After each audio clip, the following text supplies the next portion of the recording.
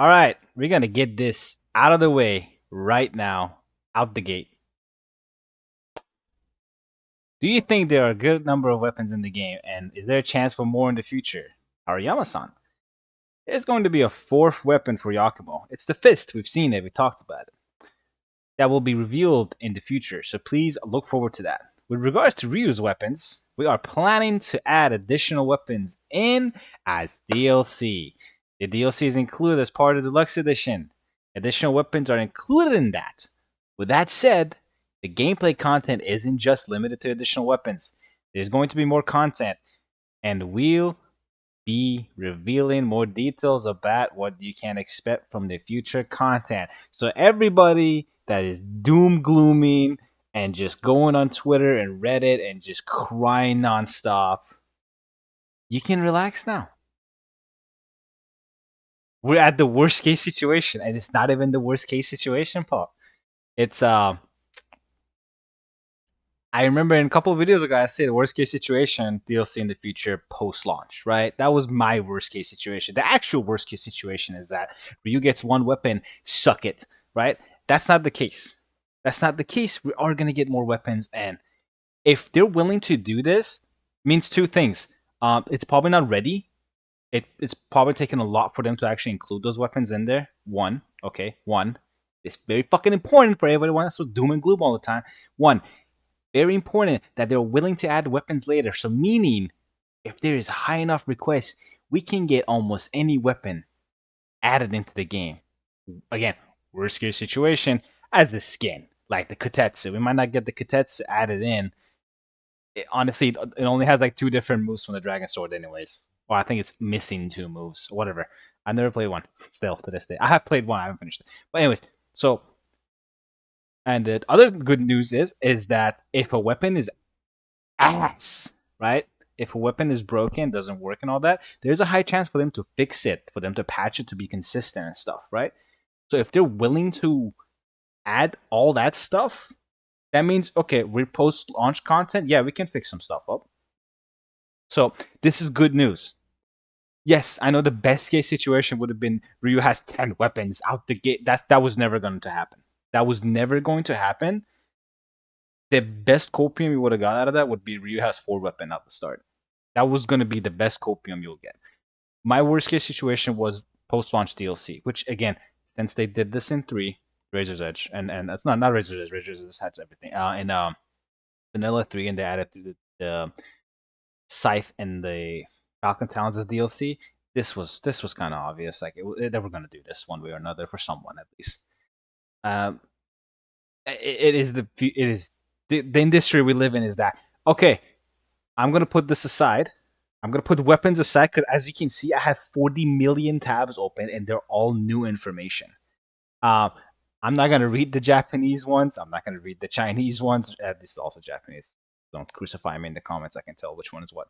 But initially there was leaks on Bilibili. And I was like, I'm not covering leaks. I'm not going to cover it. But thankfully, 30 minutes later, after I was losing my patience, it was just the ocean. It was just a flood. So, for one last time, and this is for everybody to just shut the fuck up finally. I'm saying this from the bottom of my heart because I've told you millions of times he will have weapons, right? Ryu's going to have more weapons. How many? I don't know. What I'm hoping for? All his weapons. I'm hoping all his weapons and maybe some of the nimples from 1, right? Okay, so moving away from weapons. Celebrate, yay! We might, for the other content, there's going to be more content. I'm guessing maybe to earn the weapons, you actually have to do a chapter or a mission or something. So it's cool. The more content you can take it as anything. I doubt the girls are going to be included, but I would love for them to be included. But, you can save them up for a Sigma or a Black. For an actual definitive edition of the, please don't call it definitive edition. Every definitive edition has been a disaster up to date. But for an actual complete edition of Ninja Gaiden 4, if you want to do Sigma, if you want to do Black, include the girls and all the weapons and all that. It's just cool, awesome idea. Whatever, I'll pay the game. I'll pay for the game again. Fuck it, I've been doing this with every hack and slash ever since BMC3 back in 2004. So whatever, right? We good. We got post-launch, now we know what the deluxe holds. We didn't know what the deluxe hold besides just costumes and all that. So Now we know there's most likely going to be there's most likely going to be costumes on top of the weapons that Ryu gets. I don't think Rakuma will get new weapons. Ryu's definitely getting them. Now my problem is how are they going to implement Ryu's weapon switching? Is it going to be menuing, or are you forced to choose the weapon before the chapter starts? Kind of like Ninja Trials, because that would suck. Massive testicles. But okay, the negative side of the video is done. This is going to be a 2 hour long video. I'm just going to tell you. I was going to stream this because I knew it was going to be a Goliath, but we have 2 footages we're going to go through. And initially, I was against streaming this because I felt like this was I didn't want to borrow people's content, but this is B-roll footage. This is pre-recorded footage. This is not people playing. This is not players playing. This is Team Ninja gave them footage they can use, so I'm going to use it. The channel is right there. If you want to go support and give them a like, I'm gonna give them a like. So that's that. IGN's video is different. They always get special treatment, so we're gonna watch that after. This one's pretty cool, and the guy that reviews it, he's an awesome dude. I love him. He's pretty enthusiastic about the stuff, and that's always good when you want someone to review your game. So let's go with this one. Is pure gameplay. So we're gonna go through this one. I know everybody's hungry for some gameplay tidbits, so let's get into this. I'm not gonna talk too much. I'm gonna mention some stuff. Breakdown comes in after I do this video, because this video is just the info dump. It's just me going through all this nonsense, good nonsense, and then I'll do a full breakdown because there is a lot, guys. There is so much to discover in this. It's beautiful, orgasmic. Just I don't think I can say anything else before I get flagged. Anyways, get into it. What audio?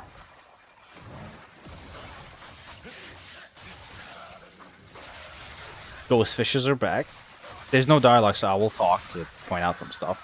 Ghost fishes are back, and they seem like they don't die in one hit apparently. Like they eat hits, and I hate that, but cool, I guess. Footage is Japanese language too, so you're not gonna hear the English voice acting. That's Kasumi's OT, if you guys realize that from 3. I recognize it.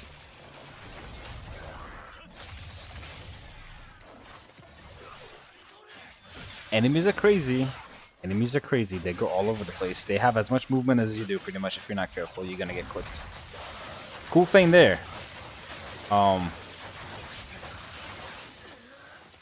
When you trying to do OTs, it consumes the necessary amount of essence on the field, not everything. So if you need 3 levels, they're gonna give you 3. It's gonna consume 3 essence, not 5. Right? It's just gonna consume the necessary amounts. So you can OT into OT into OT that way, which is awesome. Here you go, your rocket launcher guys with multi-rocket launchers and AoE on top of it, so you know you're never safe in the air. Oral farming. Yeah, I'm gonna do a deep breakdown of this. That video is most likely gonna be 40 minutes long, but yeah, for now just enjoy it. I'm just gonna point out stuff. Cue up the Shadow the Hedgehog soundtrack.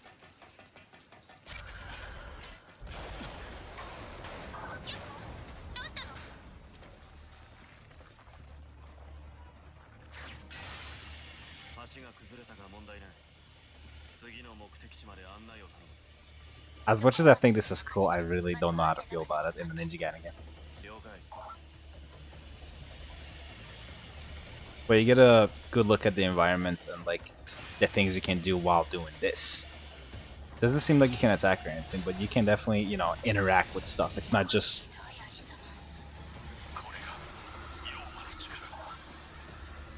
Yeah, it's not just sit there and just watch it go. No, you can boost, you can jump, you can switch around, you can wall run. Later segment. Actually, I think it's coming up right now. I watched this footage once, so if I miss anything, again, don't crucify me. We'll break down soon. I just wanted to get this to you guys as fast as possible because I know people are already doom posting about the weapons, even though we just got a confirmation that there's more weapons. So everybody can relax now. We can finally be actually hyped for the game.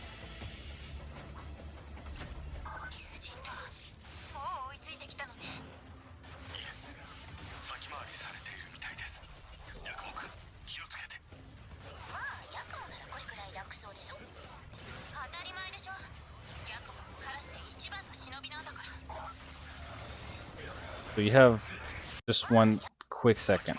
So you have Misaki talking to you. You have Umi, and you have Saori. Saori, sorry. And that's Umi.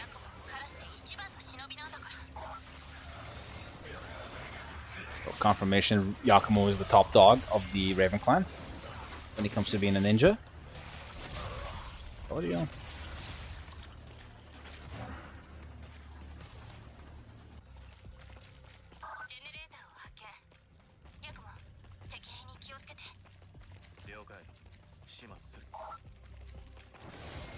You can most likely stealth this portion because there is lamps and stuff you can lamp poses you can jump on right there actually.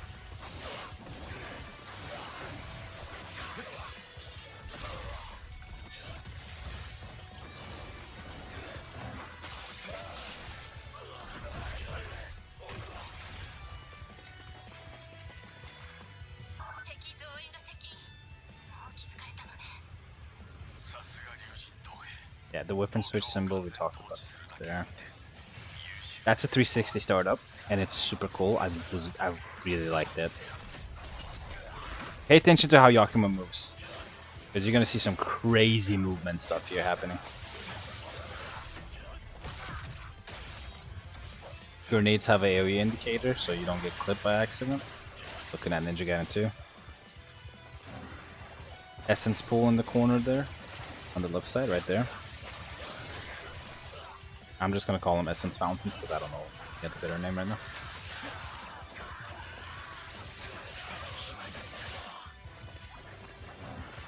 Yeah, enemies get on you, man. They don't care. Like, they just get in screen and try to mess you up. AoE attack off the pool, so you don't just have a straight down attack. You actually have a spin attack just to make yourself safe. So options are nice. Screen indicator too, by the way. I'm gonna point that out. It's telling you that there's an enemy trying to get at you from this part of the screen. So that's nice.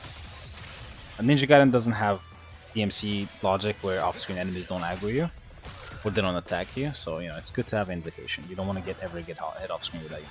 You just see how the ninja moved. You just saw how the enemy moved. That's some like alchemist tier dodging right there. Flying swallow, fast as fuck, goes far. There's like 4 essence on the floor, and they're not getting consumed. They're not being driven to you. I think unless you like actually stand still, they don't get dragged in, or you might have to actually just go to them.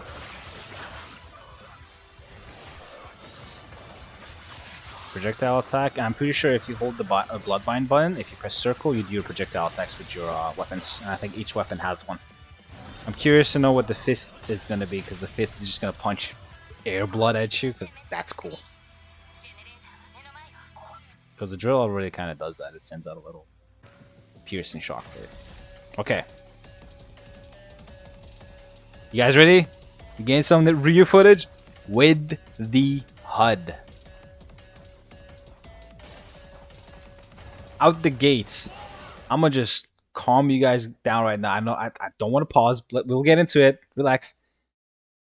Inferno, Wind Blades, Piercing Void, and Art of the Phoenix. That is a Phoenix.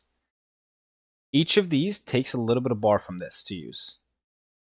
Wind Blades takes the full bar. Funny enough, I guess Wind Blades is the strongest Nimpo you have. Second longest one being oh my god, Inferno. Inferno takes like 3/4. Piercing Void takes half, and Art of the Phoenix takes 1/4. So all your Nimpos have a usability. I'm guessing Phoenix might be defensive. But I'm not gonna pause anymore. You guys enjoy.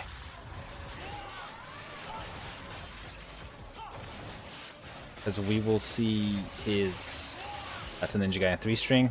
We will see his ultimate gauge being used. We will see him utilize the Nimpo bar, which is called the Gleaming mode.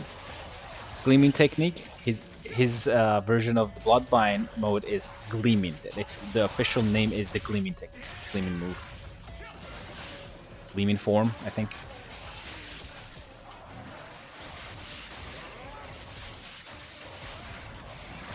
Yeah, that's it right now. You activate Gleaming mode and do a thing.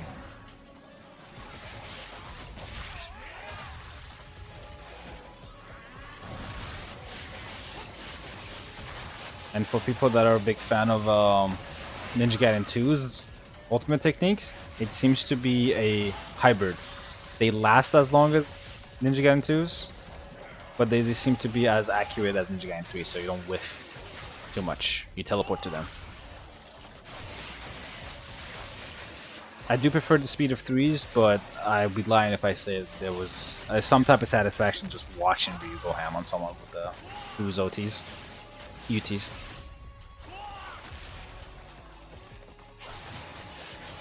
Forward square into the launcher. Run in 2. Oh, run in 2. Second term, sorry. Run in 1. That's the same. This is literally the same string in Razor's Edge. Different ender though. Projectile enemies. Normal enemies still projectile, bet you. That I assume toxicate the floor and hey, this is ultimate mode. The gate spawns enemies. It's like a Tori gate of some type. So, and that's your finisher. That's your other finisher. So when you have the ultimate gauge active, every kill you do gives you that screen, which can get a little annoying. I hope there's a toggle on it, but it's not too long. So whatever. Umi is a HUD. I'm not gonna explain this because is a HUD. Yeah, idiot. Is a shop. Sorry, not a HUD. Yeah, there's not. I'm not gonna pause to it. There's not much in there. You can speak to him, mission database, item supply. So you can buy items from him. I'm guessing maybe even more stuff. But as you can see, he has 2 different currency on him, as an icon. Yakumo's version is extremely fast. Ryu's goes extremely high. For his oh my gosh, I forgot the name for it. And Muramasa for Ryu. Too much ZZZ. But yeah, training room again. For people that want to practice their skills, there's a training mode, battle techniques, so you can buy moves and stuff. Mission index. I think they already confirmed there's side quests you can do. There's a checklist you can do in missions. So there is, if you like doing side stuff, there is there. Mission index might be that, telling you what side objectives you can do on this mission. And item supply is probably just buying potions and stuff. Okay.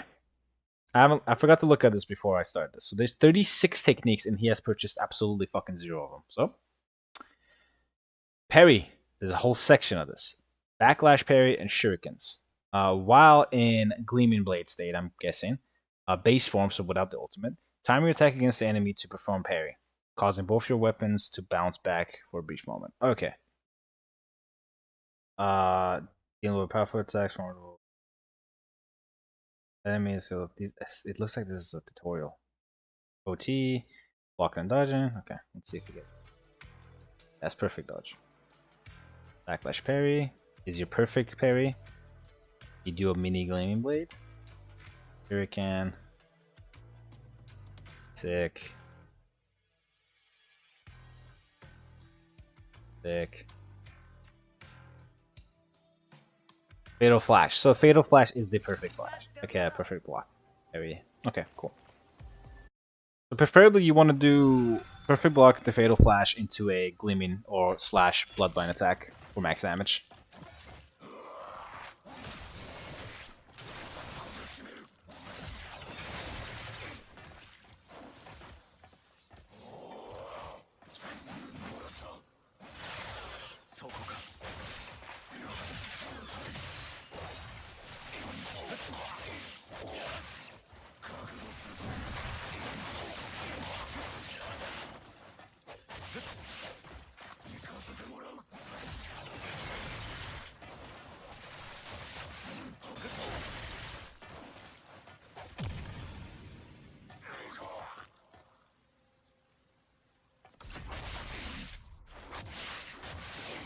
Oh.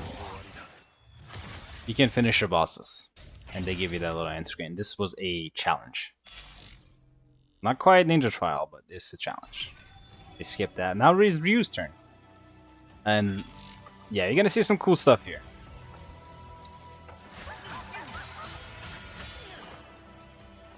Yeah, after the 3rd hit, next hit breaks your guard. We have already talked about that in the last video.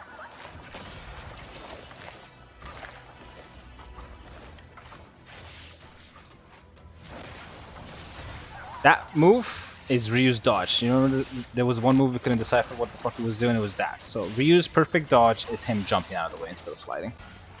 He also does have the slide, I'm guessing it's just contextual. Tell me that wasn't sick. Tell me that wasn't sick. Got an Aura Farm.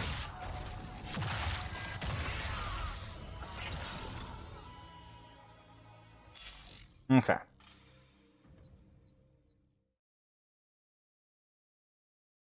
So, we happy with that? Are we happy with that? We're happy with that. Why shouldn't we be happy with that? Now let's listen to the boy talk about it.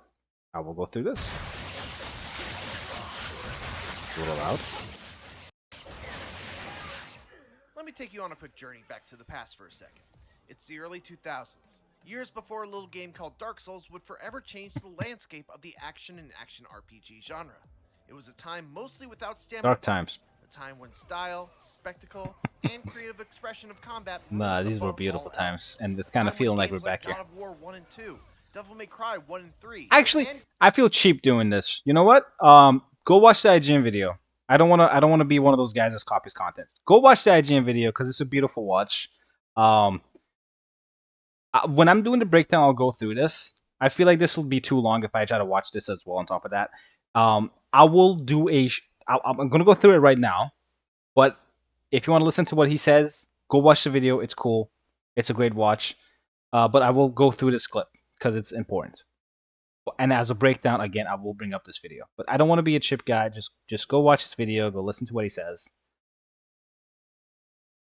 I don't like stealing content. And I consider that stealing content when I'm someone else's everything. So, yeah. Plus, he's very enthusiastic about how he talks about it. So, that's also positive. So, check it out on your own if you want to listen to it. But I'm just going to talk over this one a little bit. You're going to be hearing my dialogue over this one. So in the demo, based on some of the information I have that articles have, in the demo, you get to play both of those characters. You get to play Yakumo and Ryu.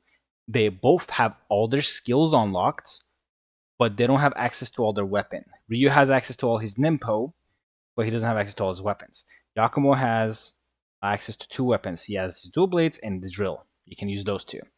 I think you can play chapter 1 with both characters. It is chapter select, and you can play chapter 3 with both characters. Chapter 3 is the IKEA looking area with the Japanese houses. I think that's how you pronounce the housing style. It's IKEA. But yeah, that's where the lady boss fight is at.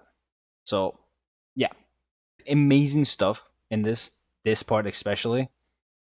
So grapple to him, and instead of just doing I'm falling down square, no, you can actually combo off of it. Did you see the travel distance?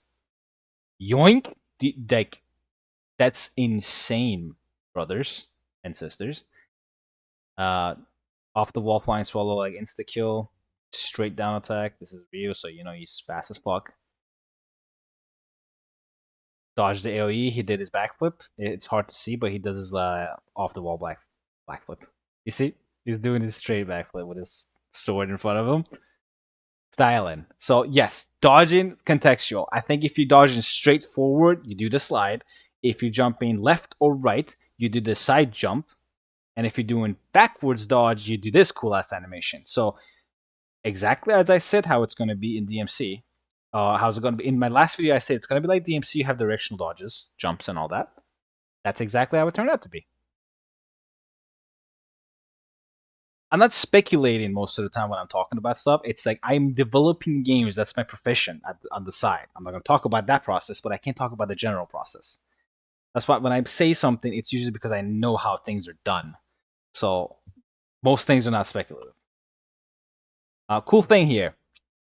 Cool thing here. So he gets his aura farm and he messes up the timing for the dodge, for the perfect block. He takes chip damage, and because you're not aggressive, you actually lose your ultimate bar a little bit. It's draining. You have to be aggressive to get that bar back. And when you hit the target, your gray life comes back. So aggression is heavily incentivized. You want to beating that ass all the time. You take a hit, doesn't matter. Get back in there, get your health back. You're gonna be in back like a pussy, just fucking shooting bow after bow shot or like shurikens. You're gonna lose your ultimate bar, man. You're gonna lose your ultimate bar, and ultimate bar is cool as shit. You can do some cool stuff in it. Again, side dodge. You see, he jumped out. Yeah, I remember when I said you never have to worry about being in the air and it's too safe. There's gonna be rocket launcher guys. Again, here we are, rocket launcher guys. Hit his ass out of the air as soon as he jumps. And Ryu doesn't look like to have air combos. So again, for the people losing their shit about air combos and all that, you will still most likely have more capabilities to do air combos than 2 and 3 did. Absolutely 100% you're going to be more capable with your toolkit to do aerial combats than those two games.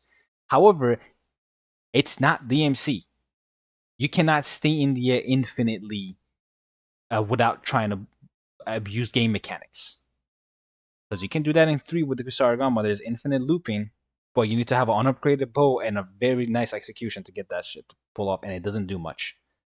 It's not very optimized. So it's like, in this game, you can probably do a couple of things in the air, but you eventually have to land. And the longer you stay in the air, the more chances the enemies have to group up under you. So as soon as you land, you're fucked. That aside, ultimate techniques do a shitload to bosses. The boss has 2 health bars. It works weird because he has the main health bar. After you drain this, he loses a bar here. So these tallies are not extra health bars. The tallies are keeping track of how many health bars the boss has. So you have 2 tallies here, meaning the boss has 2 health bars. So when you empty this health bar all the way down, this tally disappears. So you have 1 left. So this is not like you gotta destroy this one, then you gotta destroy this one, then you gotta destroy it. No, it's like 2 tallies, 2 health bars. That's it. It's not plus, it's just representation. So it's not the stun meter. I thought it was going to be a stun meter that how many times you have to hit him out of their super attacks to actually be able to stun him. It's not that. That's not the case. It's just their health bar. So this is on normal, right? You are seeing chunks get taken off the health bar. Correct. However, it's 2 health bars.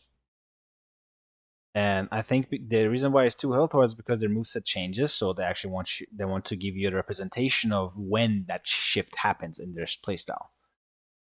So again, beautiful representation to give the player like, hey, get your shit together. This phase is different. That's good. As for one part, if you're playing on Master and Ultimate Ninja, that's a lot of health bar to go through, man. Most likely gonna take less damage too. This is a very DMC Devil May Cry stage. I know a lot of developers liked the idea of that stage. A lot of fans didn't like the visual representation of it because it was too distorting. This isn't. This is pretty cool. This is actually just lights in the background flashing. It's not too annoying. There's no way you're gonna get a Caesar attack off that, so don't worry. Musa statue there. Ryu's gonna wall run here. So grapple is there. Now we see him use it. We already talked about him having it. The indication was there, so obviously he had it. So yes, Ryu can do Yakumo's chapters. Ryu can do the maneuvers Yakumo does with platforming. So no worries there. We're good. And I'm not sure if this is the demo build the public is gonna get, but most likely, yes. This after Gamescom, this is what we might get our hands on.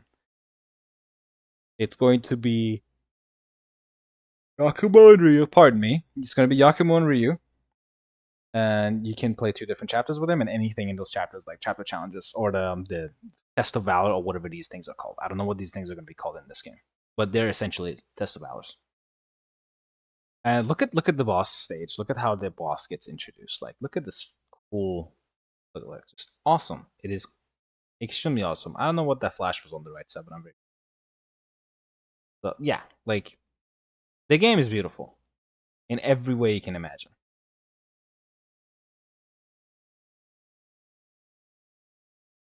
More Ryu stuff. You see that? You see his auto. You see the auto, man. You see the auto. That's auto square. He didn't do anything. He just pressed square and held the direction. You see his triangle? Same shit. Just goes flying. Whee! Speaking of going flying, Was that Gleaming Blade technique?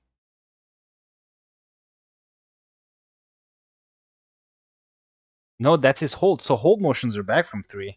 Cool. I like those motions. Yeah, side perfect dodge, boom. 3 OT. Perfect block. OT, 3 OT again. Yep, that's, again, go watch the IGN. I don't want to talk over him. Go watch his footage. So, we're done with that. Footage is done because again, they're all B-rolls. Everything's pre-recorded. No, it's everybody has the same footage. They just show different parts of it. This was not a hands-on thing. But did not have hands-on with the game.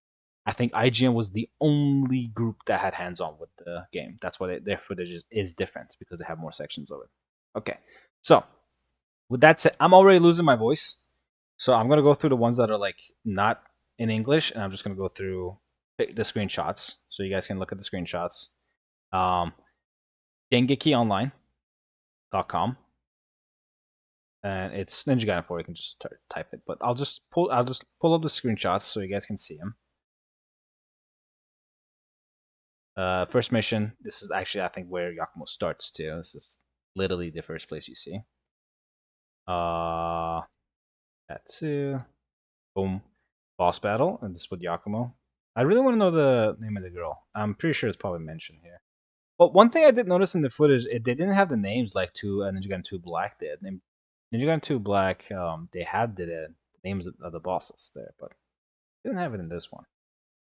That's all the main screenshots. No, I lied. I'm just gonna. Yeah, so that's the whole thing. I can't read fluent Japanese, guys. I'm sorry. I usually use translators, so I'm not gonna translate that one. But I will go through the screenshots with the boss. Cool. Different one, but same thing. She looks so nice. That boss looks so nice. Wall running. That is a very extra shoe. His shoes are very extra. Isn't that slippery, man? That looks like a slippery ass shoe, dog. Anyways. Oh yeah, these guys. Oh well, same screenshots. Ninja Gaiden 4 is only possible thanks to Koei Tecmo and Platinum Games team up, director says. We wouldn't have been able to accomplish the things we did with this. So they're saying without Platinum, this most likely wouldn't have been possible. And it's not a false. It's not like saying that we didn't have it in us to do this. It's resources, man. It takes so much manpower, money, and time to make a game to this at this level. Like if Team Ninja was doing this solo, one, it would have never came out because of the time to money process. This shit would have been in development for 12 fucking years. And you just wouldn't have enough money to fund it for that long. That you have to pay everybody monthly and salaries and all that, and for 12 years and without getting a payoff off of it, it just wouldn't be possible. So the fact that they split the teams and just gave the costs in a shorter time, it was good. So it's possible because of that. But we'll read more about it, and if there's anything I'm wrong about, I'll probably get notified in. Won't be ignorant to it. Ninja Gaiden 4 director Masakazu Hirayama and Yuji Nakao say the collaboration is what made the game possible. So, what I hating on Platinum, give him a round of applause. Because we wouldn't have it. We wouldn't have Bayonetta without Nintendo, as much as I don't like Nintendo. We wouldn't have Ninja Gaiden without Platinum. Most likely we won't have Platinum without Nintendo either. One of this year's many remaining upcoming Xbox titles is Ninja Gaiden 4, a game that's been the result of a fascinating collaboration, and according to the director, it's the exact collaboration that has made the project possible.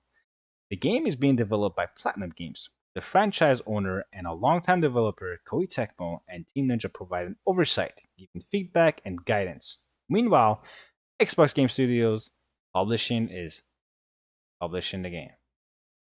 So, publishing studios. Who would have thunk it? Anyways, if we set out to make Ninja Gaiden 4 on our own, we wouldn't have been able to accomplish the things we did with this title. It was a really fruitful collaboration, says Masakazu Hirayama, director and producer at Team Ninja, who goes on to tell me that both companies make action games. The different design sensibilities meant a greater end results. even if getting the balance the right even if getting the balance right was something or sometimes tricky. I'm trying to read fast and I'm just messing up everything. But okay, so give insight on that. I think I've talked about it before, but like Team Ninja and Platinum Games have two different theories and methods in making hack and slash games and action games in general. So, and I don't think I need to even say that. I think people are aware of what that means. So, again, the fact that Team Ninja is like, hey, Ryu has to play this way or else, and Platinum is like, Yakumo is gonna play this way. Do you guys like it? And Team Ninja is like, hey, you guys do that. Just make sure Ryu's this way. We need Ryu to stay faithful to the OG. And for the most part, he is. There is systematic changes, but the systematic changes, like the gleaming mode, that is a direct contrast to Yakumo's uh, Bloodbind attacks. It's there because they don't want to have a DMC4 situation where Nero was designed for the game and Dante wasn't, but because Dante's kit was so overloaded with everything, he's still the most in-depth character in the world when it comes to anything. He could handle the game better than Nero in some cases, but you could definitely see there was a lack of adaptability with his playstyle. His kit could handle anything. You could throw DMC4 Dante in COD, in Tetris, in a fighting game, which they have done, and his kit is still too overloaded. They have to trim it down. They had to trim down Dante's kit in Ultimate Marvel. They had to. There was a 4-page spread of nerfs to Dante in Marvel vs. Infinite because it was just too powerful. So, yeah, because they don't want to have that issue, they made that Yakumo plays one way, Ryu plays his own way, like he's always had, but they're both going to have this one extra mechanic that's going to help him deal with all the enemies the same way.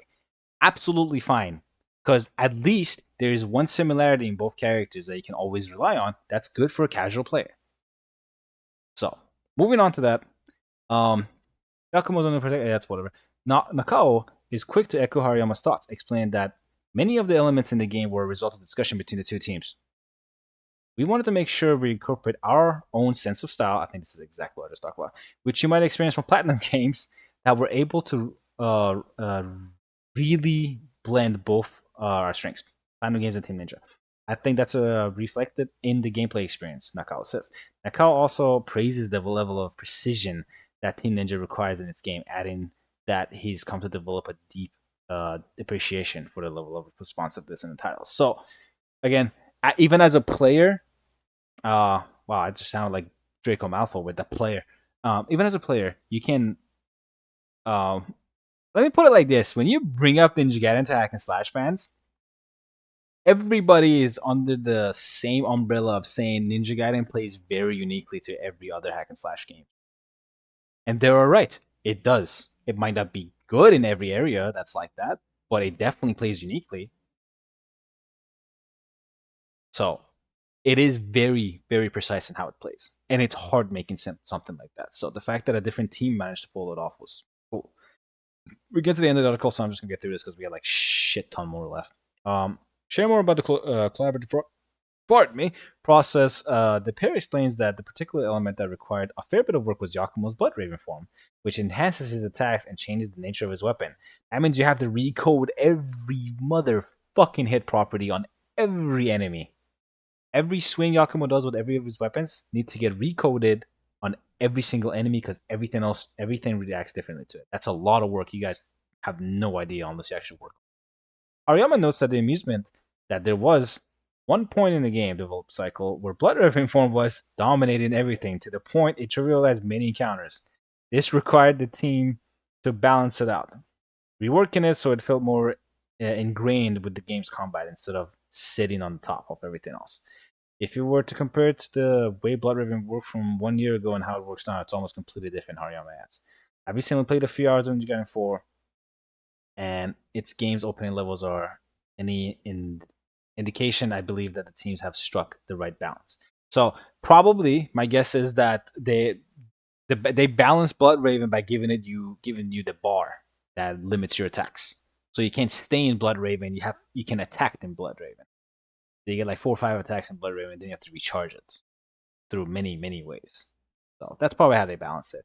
So in layman's terms, it's your stamina bar. It's your stamina bar with that specific move. It's your resource. I'm not gonna say stamina bar because people are gonna just jump the gun. It's not a stamina bar. I take that back. It's your magic bar. It's your magic bar that regenerates naturally. So you're not spamming Firaga all the time. You know, it's like it's kind of keep a balance, but also giving you the feeling that hey, when I use this, it means a lot and it's strong. Okay, next one. This one was posted afterwards of that one, so this is a direct creation. Carvin was this? Ninja Gaiden 4 hands-on. The punishing action game feels awesome, and both protagonists are great to play. Good to hear, right? Samuel Tolberg. Never heard of this guy, so I don't know what his opinion is worth, but I'm sure he's not talking out of his ass.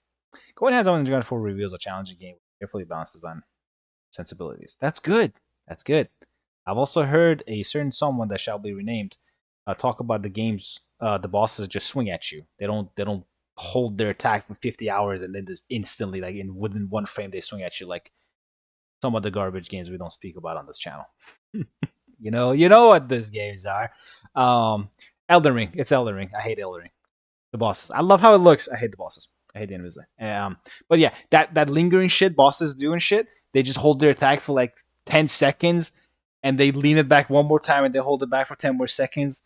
And then you go get tea, and by the time you get up, they instantly swing at you within 2 frames. Like, yeah, that shit doesn't happen in NG Gaiden. You see a boss get ready for an attack. That attack is coming exactly when you expect it.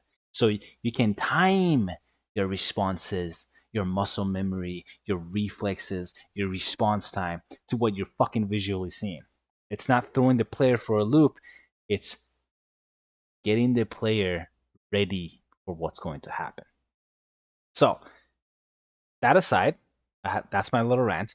Carving through groups of cybernetic soldiers and demons as Ryu Hayabusa feels fantastic, I'm happy to say. I recently visited Platinum Games in Tokyo, Japan to play a few chapters of Ninja Gaiden 4, the upcoming title that's a 3-way collaboration between Platinum Games, Team Ninja, and Koei Tecmo and Xbox Game Studio. You just named, but you know. Anyways, I also had the chance to speak with Masakusa Hariyama. If I mispronounce his name one more time, Masakazu Hirayama, and Yoji Nakao, director at Koei Tecmo and Platinum Games, respectively, as well as talk with other members of the Platinum Games development team. Oh, I would love to do this. After playing over 5 hours of this, okay, so this time they got to play more because last time the IGN guy got 20 minutes, and that's like fucking nothing. I think I should stop swearing. After playing over 5 hours of what this preview had to offer, I am left wanting even more. Hey, this is exactly what the 20-minute guy said. And I appreciate the balance the team has put together in crafting a game that feels extremely difficult but still has plenty of options for aiding players who want less of a challenge. So, hero mode, we know this exists. We know there's a mode that helps you a lot. And by the way this is worded, I assume the person writing this article is not very skilled at playing. And, okay, clarifying this right now before someone thinks I'm talking shit. I am not normal when it comes to hack and slash game. It's my specialty. You guys, I have videos of how I play hack and slash games. My standards of someone being skilled at them is me. And usually not a lot of people measure up to that standard. So enough dick sucking. I'm not saying this guy's bad. I'm saying this guy is probably not proficient enough to decipher like what actually is difficult in a Ninja Gaiden game to a mechanical thing. So nerd talk aside, most of the people, to put it very, very, very clearly for people that don't want to get offended by this, to put it very simple, Ninja Gaiden fans that play 1 and 2 even casually, even 3 casually, you probably won't find this that difficult on normal mode. And if you do, there is an easier mode for you. It's called Hero Mode. They assess you. It's easy, automatic, and Devil May Cry, whatever you want to call it. It's, you know, if you struggle, nothing wrong with it. You can chill out, enjoy the game. You're supposed to have fun with the game. It's not supposed to be stressful. Enjoy the game on easy mode or hero mode. Have your fun, and you have different difficulty modes for this reason. There's normal, there's hard mode, there's very hard mode, there's ultimate ninja, there's master ninja. You can push it as far as you can take it. My limit is usually master ninja. On 3, I can't do Ultimate Ninja. I hate it. Like, it's just not fun. You have to play so boring. But anyways, that aside, did I read this? Yes, I did. Okay. Going hands-on with with ninjas, new and old one. Ooh, good tagline. Okay. Ninja Gaiden 4 opens with a new protagonist, Giacomo, who is on a mission to assassinate our priestess named Saori. Without sharing too many plot details, things might not be as they seem, and Giacomo finds himself reluctantly aiding Saori in order to permanently remove the threat of the Dark Dragon corpse that is consistently decaying rain falling over the futuristic Tokyo. So yeah, that dragon overtaking Tokyo, and it's always raining, which I complain about because of the bitrate. Speculation that is actually has something to do with one of the dragons in the Ninja Gaiden Dragon Sword that Ryu couldn't kill, so he had to, or something like that dragon, but this one Ryu couldn't kill it, so he sealed it. And yeah, again, not to share too much because this guy said he's not going to share. I'm not going to share too much either. But yeah, this is a thing that comes full circle, most likely, from the old franchise. But anyways, moving on before I spoil too much. It's an interesting choice, one that wasn't made lightly yet. Did I read the rest of this?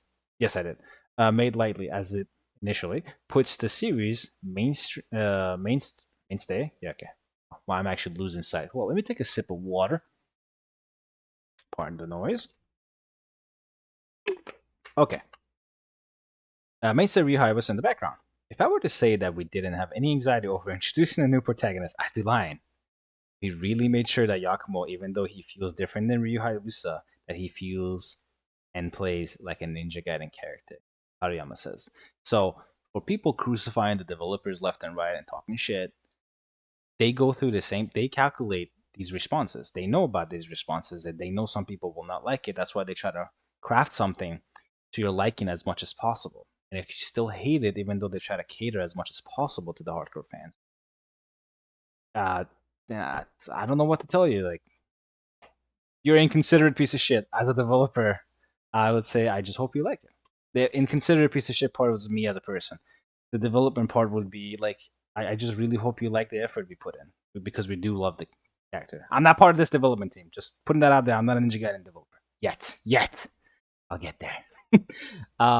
I'm not pronouncing that. Yakuma Blood Raven 4. Ryu has access to the Gleam form. So, again, we talked about this chewing. I'm actually really curious. Anyways, Blood Raven form, Ryu has the Gleaming form, which allows him to essentially teleport around the screen, unleashing extremely powerful attacks at rapid speed. Those are the very orgasmic moves we've seen Ryu do, the short clips. And I already had a chance to play Ninja Gaiden 4 back during the Summer Game Fest, where I tried out new protagonist Yakumo.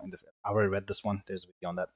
The game's first main level. With this preview, I not only had access to more of the story as Yakumo, as well as other weapons, the lance, the drill, the lance, the same shit, but also the challenge mode. Okay, so it is called challenge mode. In challenge mode, chapter challenge, by the way, players can replay a level and try to rack up high scores, karma scores for my diehards, as Yakumo or Ryu Hayabusa as a result. I made an effort to go back and forth, playing a chapter, then replaying it as Ryu to see all the differences. Immediately, it's clear that Ryu shares a lot of the same overall moves, but with some different tricks up his sleeve that are important to adjust to Icewind, Yakumo's Blood Raven form.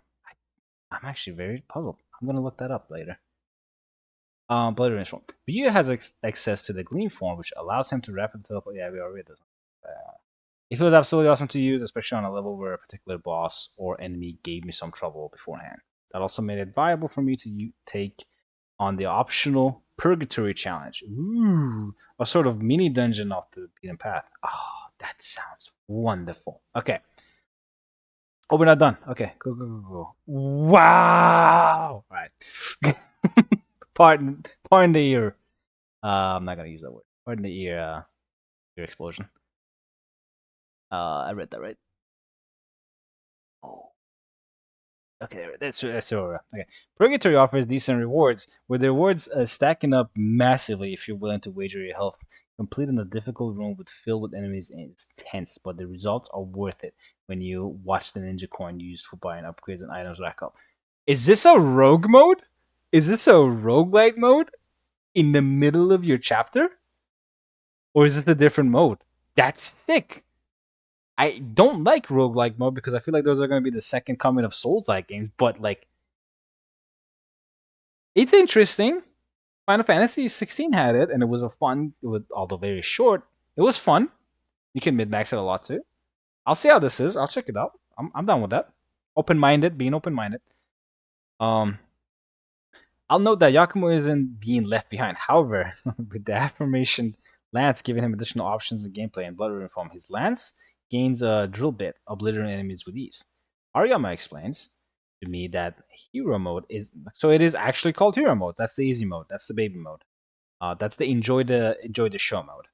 Isn't intended to just be an easy way through, but has been designed as a teaching tool, letting players focus on understanding the combos and timing before manually dodging. I'm gonna say this right now before people start shit talking. When I was 7, up until I was 9, I played Devil May Cry 3 on easy mode for years to come. I played the DMC4 on easy mode, but if you watch me now, I can jump on any of the DMCs and no damage estate without even trying it more than once. So just because you play on easy doesn't mean you can't good. It's actually a teaching tool. So don't judge some people for like playing on easy mode. They can improve. They can get better. I'm the living embodiment of that thing. In total, Yakumo has 4 weapons with a hammer and an unseen 4th piece of equipment. That's the gauntlet. We saw the gauntlet in the channel. Equipment that the team isn't showing just yet. And it's true, they haven't shown what it can do. The teams note the more weapons will be coming in DLC post-launch and are included in the game's deluxe edition. Again, same thing here. We're going to get more weapons later. While I was able to clear multiple chapters on hard difficulty, the final boss... Okay, so there is a hard difficulty. The final boss of this preview, a courtesan-themed demon, hit me like a freight train. It's here that the game's difficulty ramped up even further, and try as I might, I wasn't quite able to take her down at the difficulty level. Scale issue. Players don't have to watch me die when I stream this thing on normal.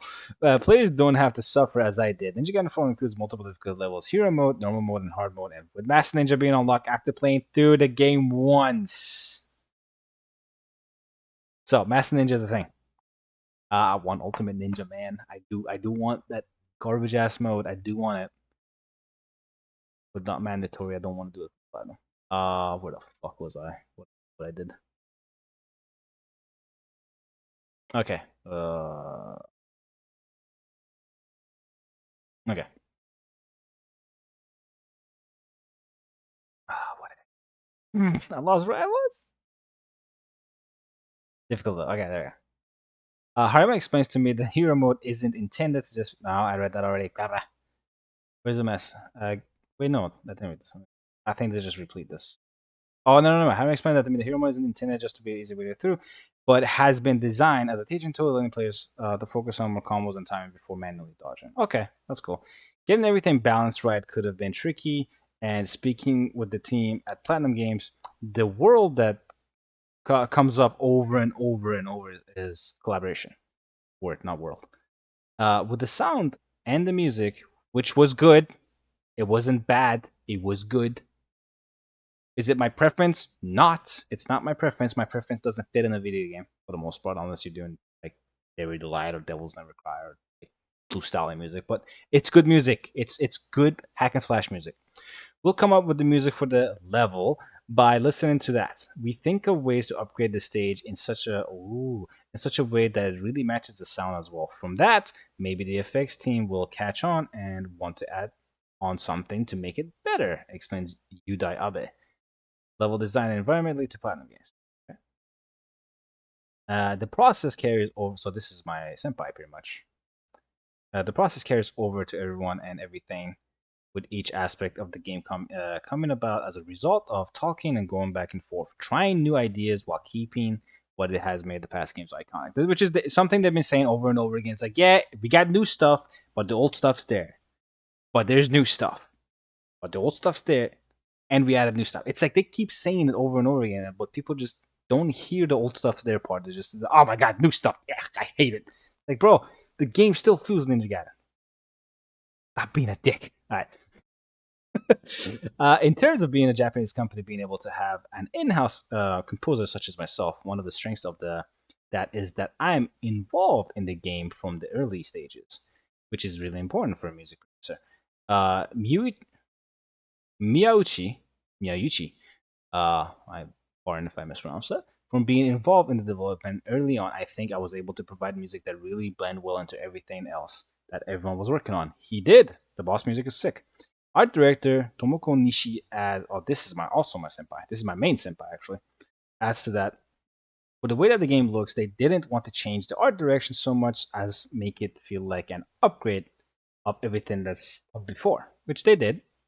And different engine, but yeah, a small handful of questions remain. At this point, I only have a small handful of questions left. What does the level variety look like inside and outside of Tokyo? At what point do we get our hands on Ryu Hayabusa in the game story? Just what other kinds of wild bosses are in store? Will I be able to beat the course in demo on hard? Right now, I don't know, but I'm looking forward to finding out all the answers when I jump back into blood-soaked Tokyo in a couple of months. That's the thing.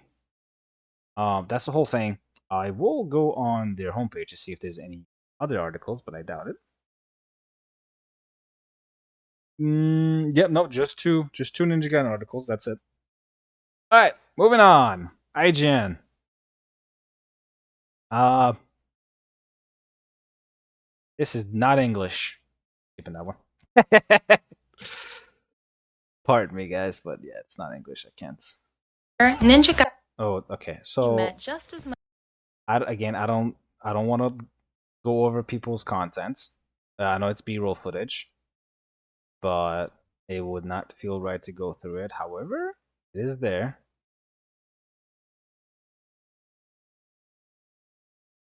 And it has different stuff than the B-roll. So I'll it's GameSpot. Never mind, we're good. It's GameSpot. Never mind, we're good. Public shit. We're good. 1080p. Is it on their YouTube? I really don't wanna. I hate websites where they do videos. Huh? Yep, there it is. Okay. 9 minutes, it's the same video. Okay, cool. We're just gonna do this. Article has anything new? Just the same screenshots. Cool Ryu killing Evangel. Same screenshot, same screenshot, same. Alright, we're good. Video time. I'll get to you guys in a second. Don't worry, notifications. I'll reply to everybody. Okay. Changing inputs. Wait a minute. Was I right about the input change? No, okay, I was wrong about the input change being the aura. The aura is just you activating Glee. Okay, cool. Akuma doing air shenanigans. I think these are the same segments. Just it looks a little bit better, so go through it. Whee!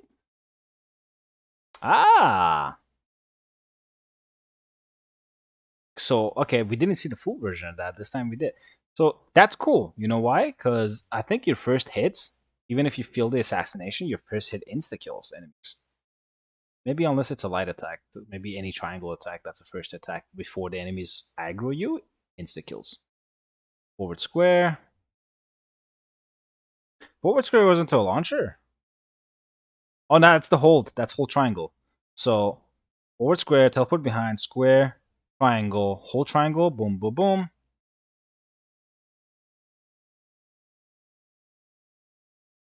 That was an extra slowed down.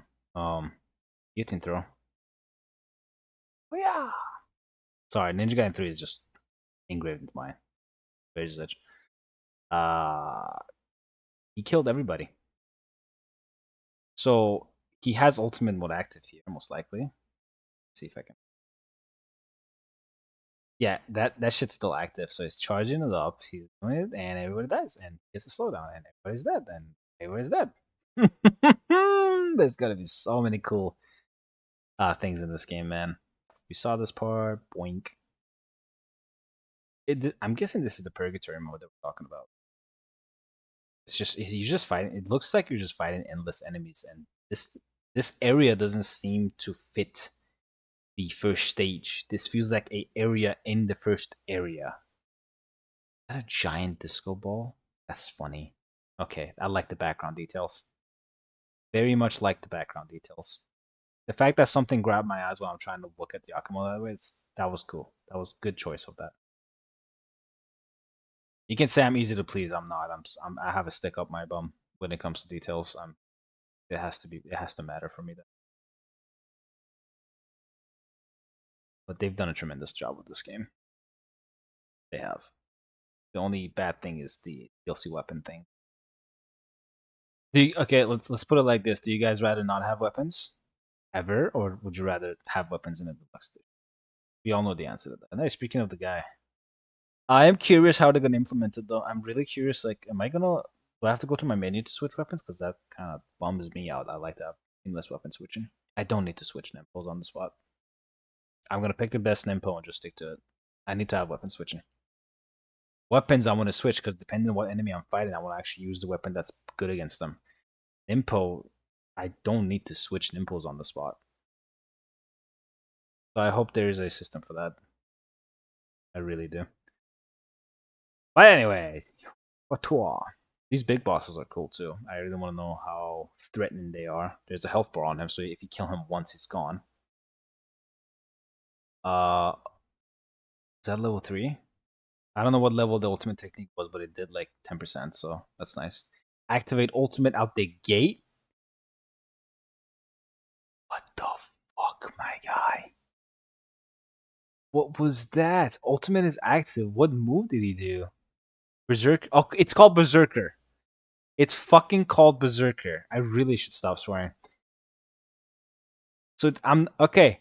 I'm not gonna call it DT anymore. Ultimate form. It's called Berserker. We have a name now. Is that your finisher when you ult? Is that your quote unquote stealth assassination?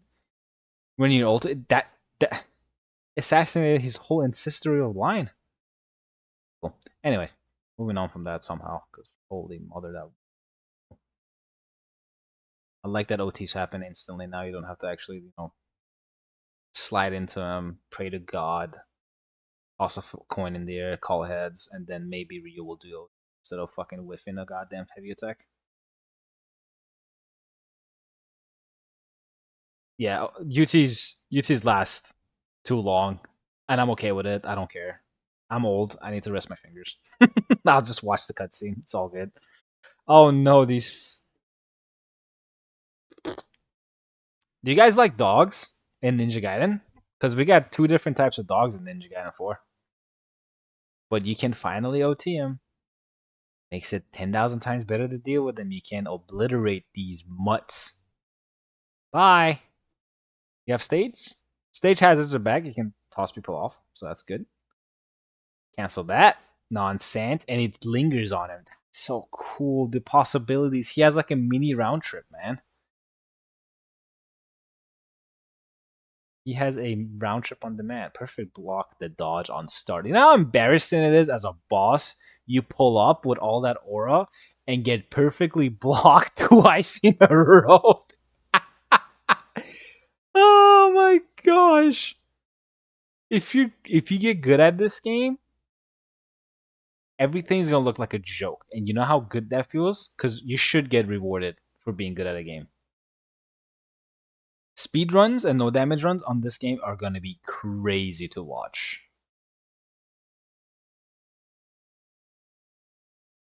They might be easier to pull off than the older Ninja Gaidens, but that's probably because it's more well balanced than the older. Like, hate me all you want, but the old Ninja Gaidens were not balanced. They were just, they threw problems at you, and it was your obligation as a player to try to find a way around it. So you usually look for the cheapest and most effective way to actually deal with all the issues that are really annoying and infuriating. So, yeah. Anyways, that aside, don't care.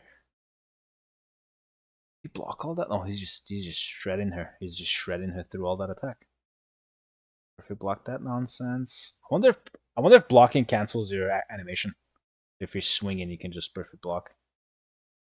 That's phase 2, so she turns into this in phase 2, and she does this nonsense. How do you dodge that effectively?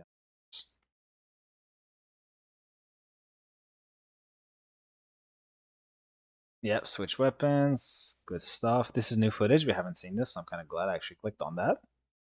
This video is going to be so long, guys, but we do have enough to cover it, so you already know I'm going to clickbait this shit out of you. Well, it's not a clickbait. I'm talking the truth. But I'm going to bring up the fact that Ryu has multiple weapons, which is, again, not false. He does have multiple weapons. as DLC, and I'm going to include that. I will say, but there's a catch. While we're on that, oh, come on, do Izuna drop a review? I want to see. I love that one. I love that one so much. I need Eclipse Ice. I need his talents. I need the Kusarigama. I want Enma's Fang back. Really badly. And the Tonfas and the Flails. I want those weapons to get Ninja 3-anized in their brutality. Can you imagine the Flails and Enma's Fang in Ninja Gaiden 3 with how pissed Ryu is? He already does like a mini nuke in 2 with the Enma's Fang. Can you imagine him having that thing in 3? He would just set off an actual nuclear atom. An atom bomb just goes off and he does level 3 UT. He just says Tuya and that's it. Those indications. I do wonder if the indications go away if you're playing on hard difficulties. One of my friends brought it up actually. I think the video is coming to a conclusion. That's why they're going through the trailer footage. Oh wait, that's. Oh, this is the Tengu guy, right? Oh yeah. Cool. I don't know why they say he looks generic. He looks nice. He looks like a ninja. There's a certain word I can use, but I'm not gonna use. Describe him, but he kind of has that Cloud Strife Link vibe to him. If you know the word I'm gonna use, you know. Jesus. Oh, there's your eye candy, guys. Like I know people care about that. Oh, I thought she was like a kid. She was so short in the second trailer. She looked like she was like half of Yakubo's height. Okay, she's just she's a grown up then. Yeah, like look that looks like a kid. Is that like no, it's not. It's not a pre-time. That's how Sayori looks. Okay, so she's not a kid. I thought she was like a teenager, like 16. Like you know how Ayana was like 14 at the time when in Ninja Gaiden 1? Thought maybe it's gonna be something like that, but no, she's actually a grown adult. Cool. Thank the Lord that she is a grown adult. I've seen people on Twitter. They do stuff with any type of character at any time. They don't care. So that aside, before I get flagged for nonsense, did it just autoplay? Okay, so I think this is the same thing. Pretty much, it's just screenshot again. This is GameSpots. You want the screenshots? Click on them and download them. I think. Yep, save image is a thing, so just do that. Areas, boss. Cool. Nice shot. This is the chimera looking boss. Dog thing. Alright. Next play. Article. How long has the video been? It's been an hour already, so I hope you guys strap in. Get some food or something, because we got another article to go by, and we have more. Thankfully. Actually, you know what? You want to get your food? Go get your food. I'm just going to show off more screenshots. For a little bit. Can I just press next on it? I cannot. I guess I just gotta view them one by one. Wow, it changes the whole thing. I might not do that then. It changes the tab. Yeah, it does change the tab every time I click. So that's a little annoying. It is the same screenshots mostly though. This is the same one that was at GameStop's. Yeah, it's the same screenshots. That one's new, but it's just like an in-game. Okay, that money, it is. Damn, those are some big ass coins, man. Jeez. But yeah, it's money. Blood money. No pun intended. That's that. Nothing here. Ooh, that's you. You, it's Nakamo. That's for you. Same thing here is probably this. I really wish I could like actually read fluent Japanese. That would most likely add a lot to my thing. Oh, this screenshot's kind of important, but I have posted this before. I think I brought it up. But yeah, it's Ryu's HUD again. For people that missed it or skipped through or some shit, I don't know if I'll timestamp this. Probably will. Again, Inferno's on top D-pad. Right D-pad is Wind Blades. Bottom D-pad is Piercing Void. And left D-pad is Art of Phoenix. I think it has a Phoenix icon on it, and it takes the least amount of gleaming bar, a gleaming gauge to use it. So if re-ranking, Phoenix is the least, Piercing Void is the second least, True Inferno is the third, and Windblaze takes the most. So maybe Windblaze is the strongest one. Maybe D-Limbs kills everything around you. So that's cool. And if Windblades takes the helm again, I'd being the strongest one. Yeah, you kick chest open. I think this is the first time we actually see this animation. Finally. Yep. Good stuff. Cool screenshots. Very cool screenshot. Cuts the word. That's so sick. I like how the slowdowns are becoming more and more creative each time. At Bayonetta had like snapshots and all that. All right, okay, we're getting back to the article. This one is next player's article. Ninja Gaiden 4 hands-on preview and development. Team interview. Meeting Yakumo, reviews return. New weapons. It's your guys' favorite fucking word. DLC plans and more. All right, my eyes are getting destroyed, so I'm going to turn the brightness.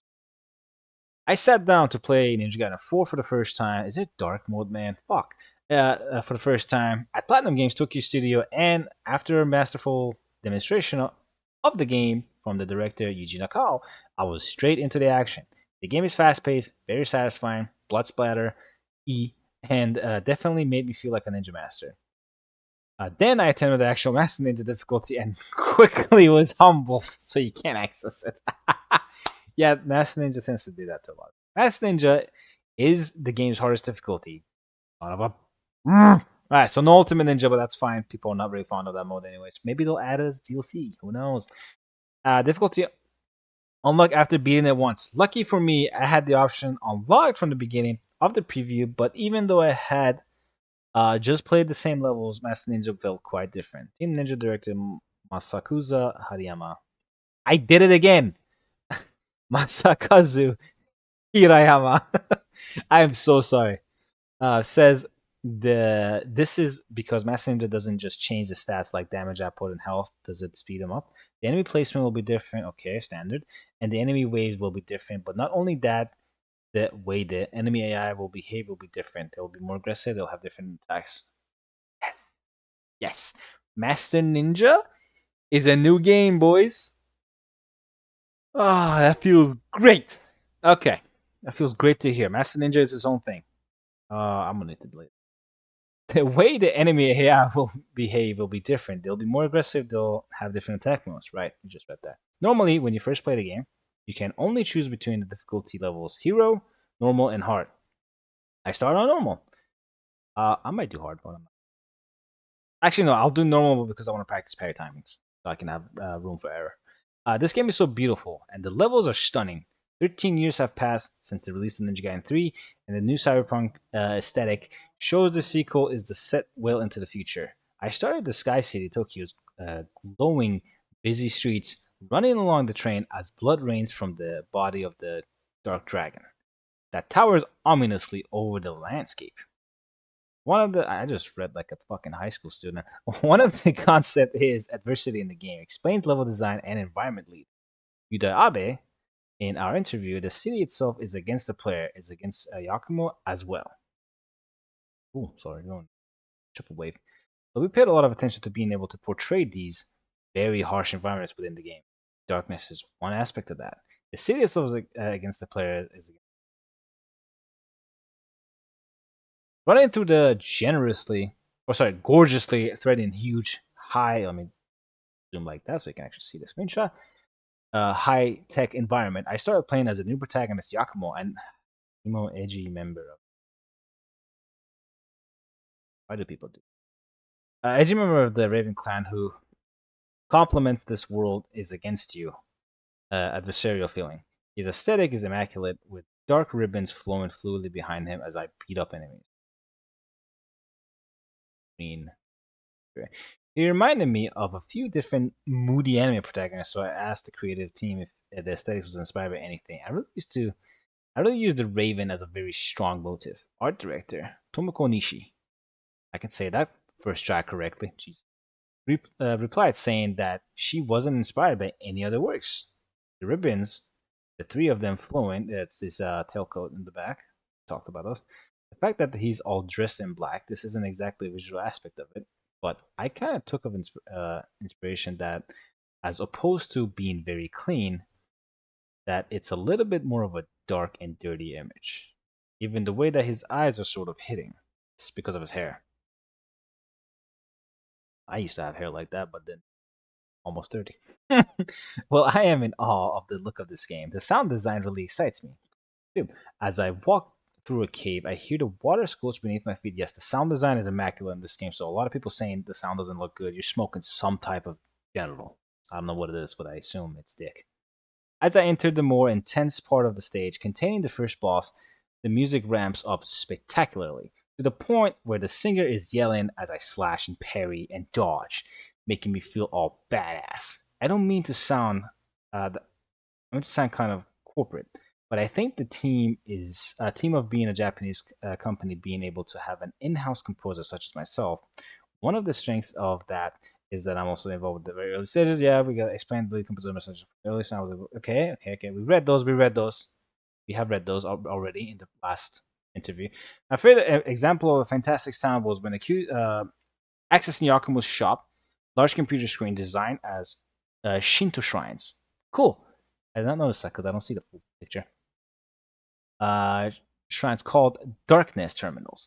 This game is also fast-paced, but when I stopped to access one of these terminals, bassy chill music washed over me, combined with the rain.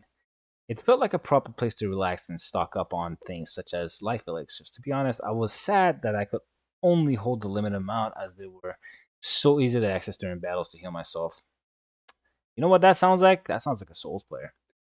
And it didn't take long to use them up. Sounds like a Souls player. Essence of Rebirth was my other favorite item. I'm being too judgmental, I apologize. Revive me when I died. Oh, Essence of Rebirth is still there. I'll segue into that. So you can get the Talisman of Rebirth, as the old heads remember it. As the Darkness Terminals, I was excited to see I could also accept a variety of missions to earn Ninja Coin.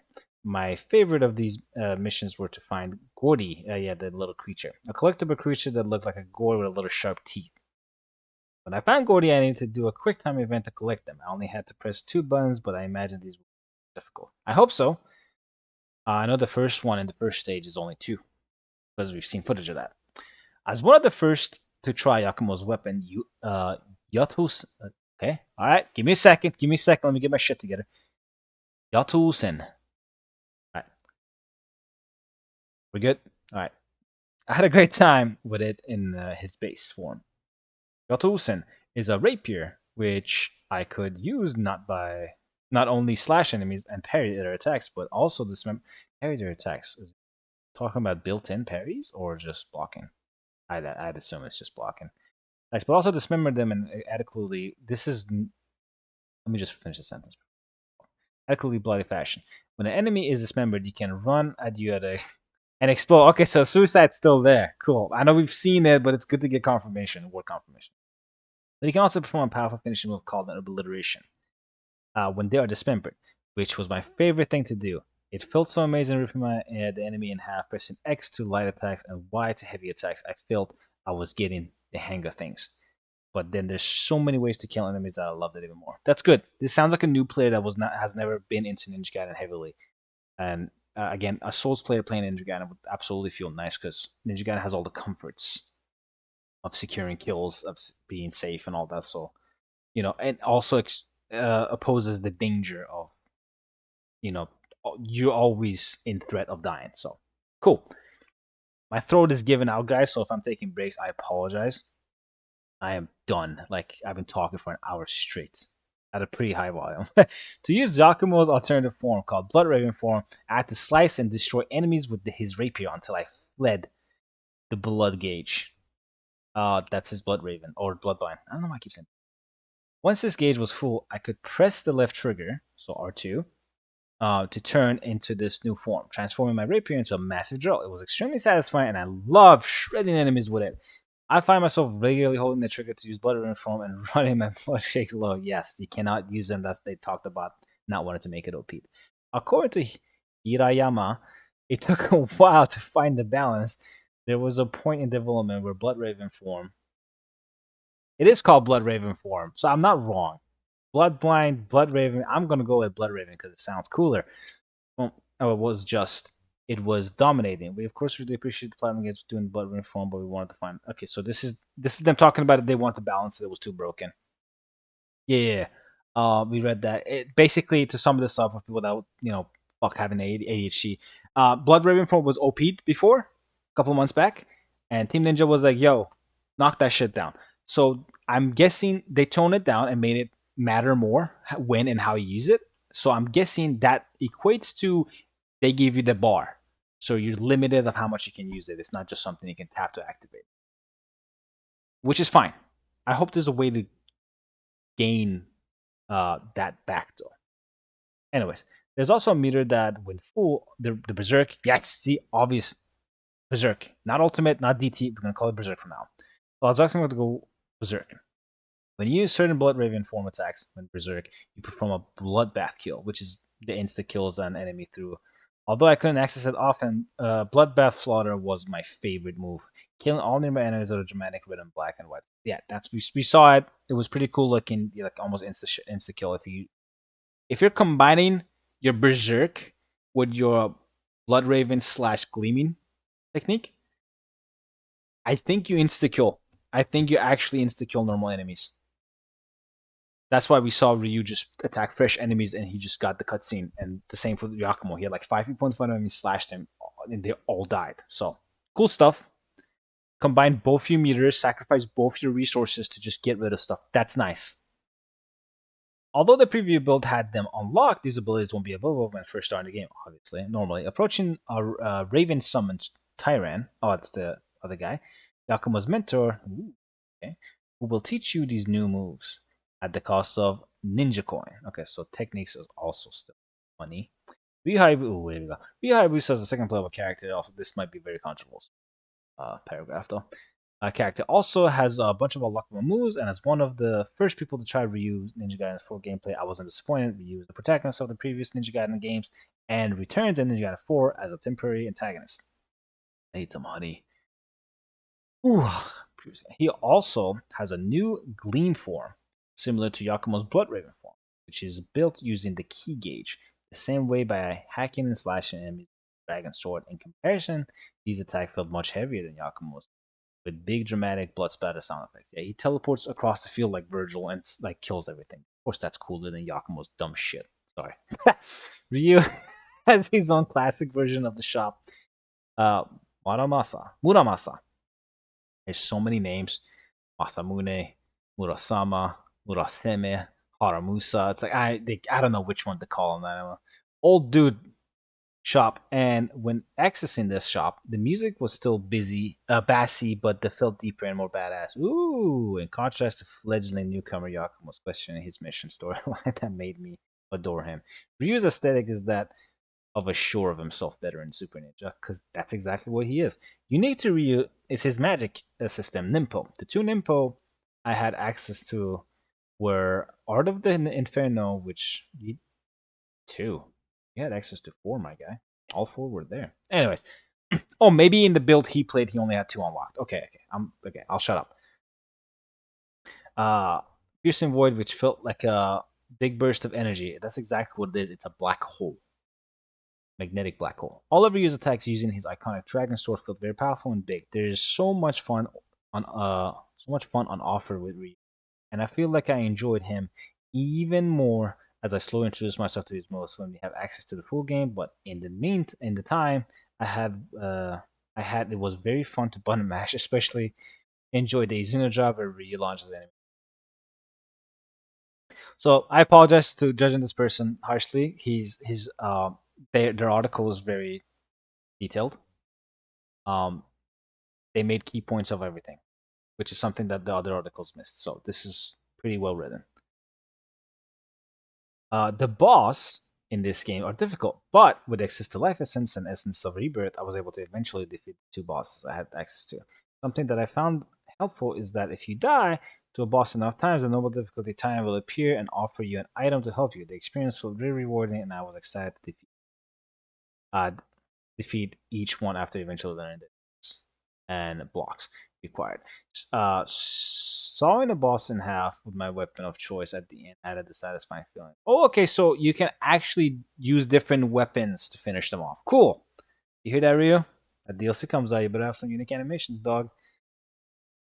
Although iconic, the only weapon we have been introduced as far for Ryu's is his dragon sword, and I think this is what shot it here. Dragon Sword. While Yakumo has 3 weapons that have been revealed, I decided to ask the directors if there's any surprise. Tom, do you think that there are a good number of weapons in the game, and is there a chance for more in the future? I already read this, but I'll read it again for people that skipped ahead. Ariyama, there's going to be a 4th weapon for Yakumo. The 5th weapons we've talked about, there's a screenshot of them in the deluxe edition. You can see them. Because they are obligated to show it. Even though they haven't showed it in game, they're obligated to show it as a product they're selling to you. So that aside, for Yakumo, that will be revealed in the future. So please, most likely in the Gamescom trailer, look forward to that. With regards to Ryu's weapons, we are planning to add additional weapons in as DLC. The DLC is included as part of the deluxe edition. ... These ... are very important. Developers know that this is going to be a very they're walking on the edge right now. This one. Additional weapons are included in that. With that said, the gameplay content isn't just limited to additional weapons. There's going to be more content, and we'll be revealing more details about what you can expect from that content in the future. Y'all remember Metal Gear Rising with Sam's DLC and Blade Wolf? Yeah, I'm expecting something like that. And if you beat them, you get the weapons, maybe. I don't know. I enjoyed the characterization in Ninja Gaiden 4 and would say I am already obsessed with the characters and want to learn more about them, especially Saori, a smirking, clever priestess with a great eyeliner. Her relationship with Yakumo is really interesting, and I'm excited to see where it leads as the game progresses. Yakumo is one of those single-minded guys who has spent his whole life chasing a single goal, and the addition of Saori provides some great comment. Okay, so this is you have a hard-ass protagonist, you have okay, I see where this is going. Although I didn't witness any of Ryu's story moments, of course, veteran players will be excited by the fact that they can play as either Yakumo or Ryu in all challenge levels. Sorry for the year. Of the game, including Chapter Challenge. Literally named Chapter Challenge. So name dropped, the main mode people care about, where you play this story level as Ryu. Cool. Now, what would you say to really hardcore Ryu fans? Like, why should they give Yakumo a chance? Ooh, that's a very good question. That's a very good question. This is deep. Fucking just zoom into this one real quick. Even with a new protagonist in Yakumo, we set out to make sure that he feels distinctively Ninja Gaiden. Before I read the rest of this, y'all remember everything I've said about how developers dedicate so much to making a new character feel like home still, so old hard asses like me can enjoy him still? All right. And that he blends into Ninja Gaiden core combat and gameplay, feel, and the sense of controllability and responsiveness. If you play each character, you'll notice these distinct differences between them, but both of them fit into the overall Ninja Gaiden game cycle. Yakumo does everything Ryu can do, minus Nimpos, but instead he has multiple weapons with Blood Raven. Okay, moving on. At Team Ninja, of course, we cherish Ryu Hayabusa. And that's why we ensured that he's playable. Look forward to new players picking up the controller, playing as Yakumo, and really experiencing this character who provides new dimensions into Ninja Gaiden. But it still feels quintessentially Ninja Gaiden. And then, of course, you can play Ryu Hayabusa. He gives you the traditional core ninja kind of gameplay feel. So, you see, you hear it from the word. Sorry, you hear it from the mouth, right? It's the developers, it's the developer saying it. It's not just a developer like myself saying that shit. They're telling you that this is the process that goes into it. Like, we want new people playing this thing, but we want everybody to enjoy it.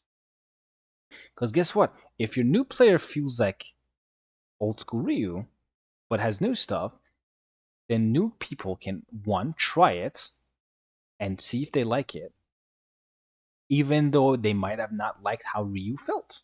There is a chance people played Ninja Gaiden and didn't like how Ryu was, and they might gravitate toward Yakumo. right? And because of that, that usually was like, okay, let me test this game out. Maybe I'll like this character. They end up liking the character, and they eventually like, let me try Ryu. Maybe I was bad. Maybe it'll grow on me, and it happens. A magic happens. Maybe they'll connect to it, and there you go. You made a fan. You just created a fan. So these things are good. I know people want Ryu. Like Ryu's always gonna be there, man. Ryu is Ninja Gaiden. Yaibai doesn't exist. I mean, Ryu was in there too, but you can play it. Anyways, 2-hour video coming up. You guys have fun with that shit, bro. Speaking of dimensions, in Ninja Gaiden, rail rail grinding through the level feels very fun. Ninja Gaiden 4 mixes rail grinding with all while running, throwing shurikens and swinging like Spider-Man, using one of the pieces of ribbon gear called caddis wire for a very fun experience. I enjoy using the gear at the end of a rail section to swing from a drone and assassinate the host soldier. We saw that clip like in every footage pretty much. It was pretty cool. Set piece in the first mission, I'm pretty sure.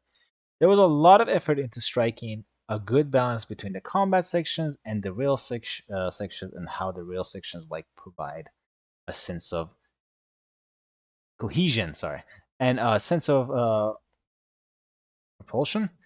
I'm using big words for no reason. So it doesn't take away from the combat scenarios. Platinum Games director Yuji Nakao informed me there's always the sense being pushed forward, and it doesn't take away from the emphasis on the combat, which you'd expect from into. Oh, God. I am not talking tomorrow. Speaking of new dimensions, and wait, hold up. You can do assassination by pressing Y, triangle for PlayStation. When an enemy hasn't noticed you, which I love doing, the only part of the moves that I found a little clunky was sliding, with the same button used to run also being used to slide. In places where I was running from the Divine Dragon Order to have a slide under a gap, I found myself having to run back to attempt the slide multiple times. Fighting, however, feels very fluid and satisfying, so it was, okay. I wonder if we can run into different. Whatever.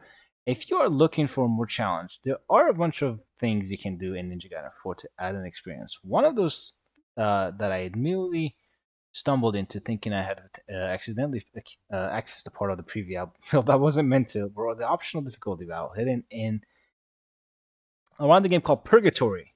Okay, you can choose what to wager in these battles, including max health. It's kind of an evolution of the Test of Valor that were in previous Ninja Gaiden games, said Hariyama. The idea of having players choose Hirayama. I'm gonna kill my. The idea of having players choose the level of risk for that reward. That was something that we included. I already read this part too. Okay, so yeah, it's a thing you can. It's not roguelike, but you can like risk what you wanna do with this thing. Yeah, the player, you can choose the lower risk reward.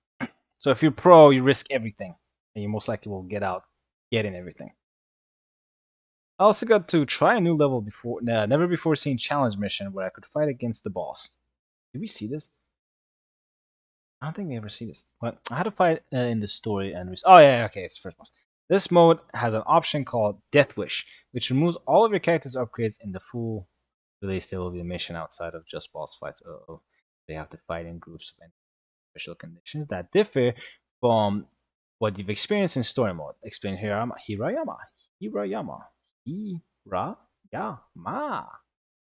Kana.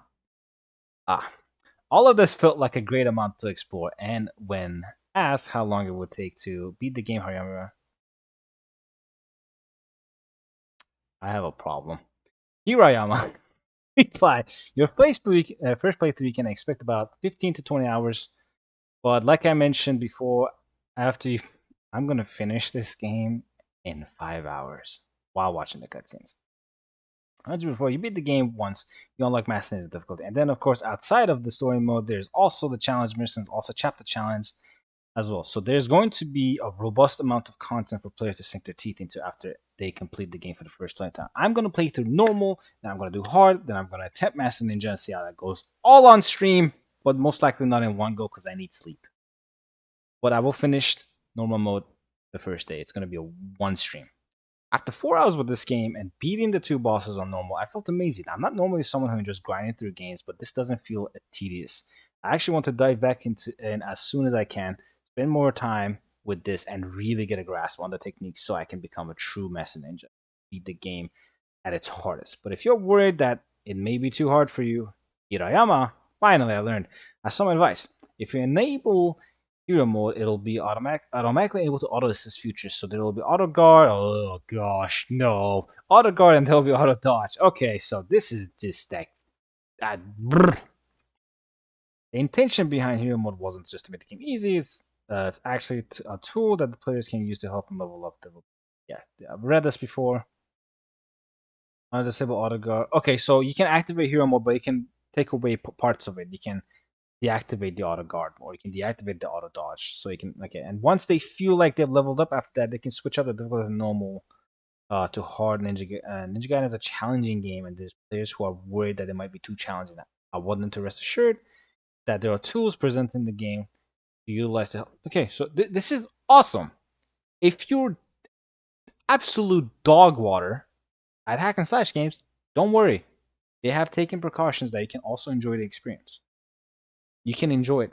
And if you are a 40-year-old ultimate master ninja, just you're all that. You're all that hype shit. You can just start on hard mode and unlock master ninja. Go play that. Don't even worry about hero and normal mode. Just do your thing, bro. We got that covered for you. Go get your ass beat. So both cases are covered. So I don't want to hear anybody bitching about the difficulty ever again in this game. And that is the end of it. Okay, I thought this whole thing was actually shit myself. All right, that's that. I'm taking another sip of water.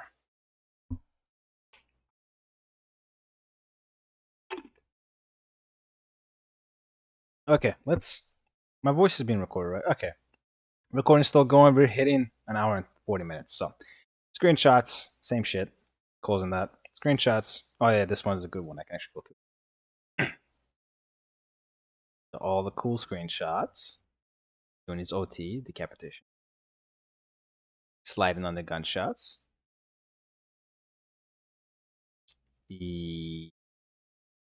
That's the second string of Ryu. That's his second square. I know, I'm a nerd, but yeah. That's either forward square, that's a startup, or that's the second head of square. I'm a nerd. That's a 360 hold. The drill. That's a fourth string. That's a fourth string. That's the fatal flash parry. That's I'm ready to take a shit stance. He's rising with Raven form. OT. Second head of a string in the air. OT. Izuna end. Aura farming. Or addition. This is just Aura farming 2.0. And you're gonna die pretty quick. I think this is OT as well, actually.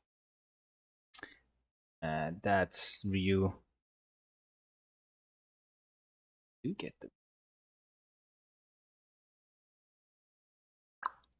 stuff. That's a screenshot. Okay, there's a lot of screenshots. Okay, we're done. Screenshots. It's just mainly screenshots for this one. And I can't read this because, yeah, I think this is German. Again, I don't know. I think it's German. It might be something else. I apologize if I misrepresented that. XboxWire. All right. This one is a main interview. Give me a moment. I'm going to lay down. Need to strap in for this one. Oh, my body. I've been sitting for 2 hours in one location. I should have just streamed this, honestly, but this way you guys can pause it and just go through it. I mean, if I streamed it, you could do the same shit, but yeah, it's probably more easy for you guys.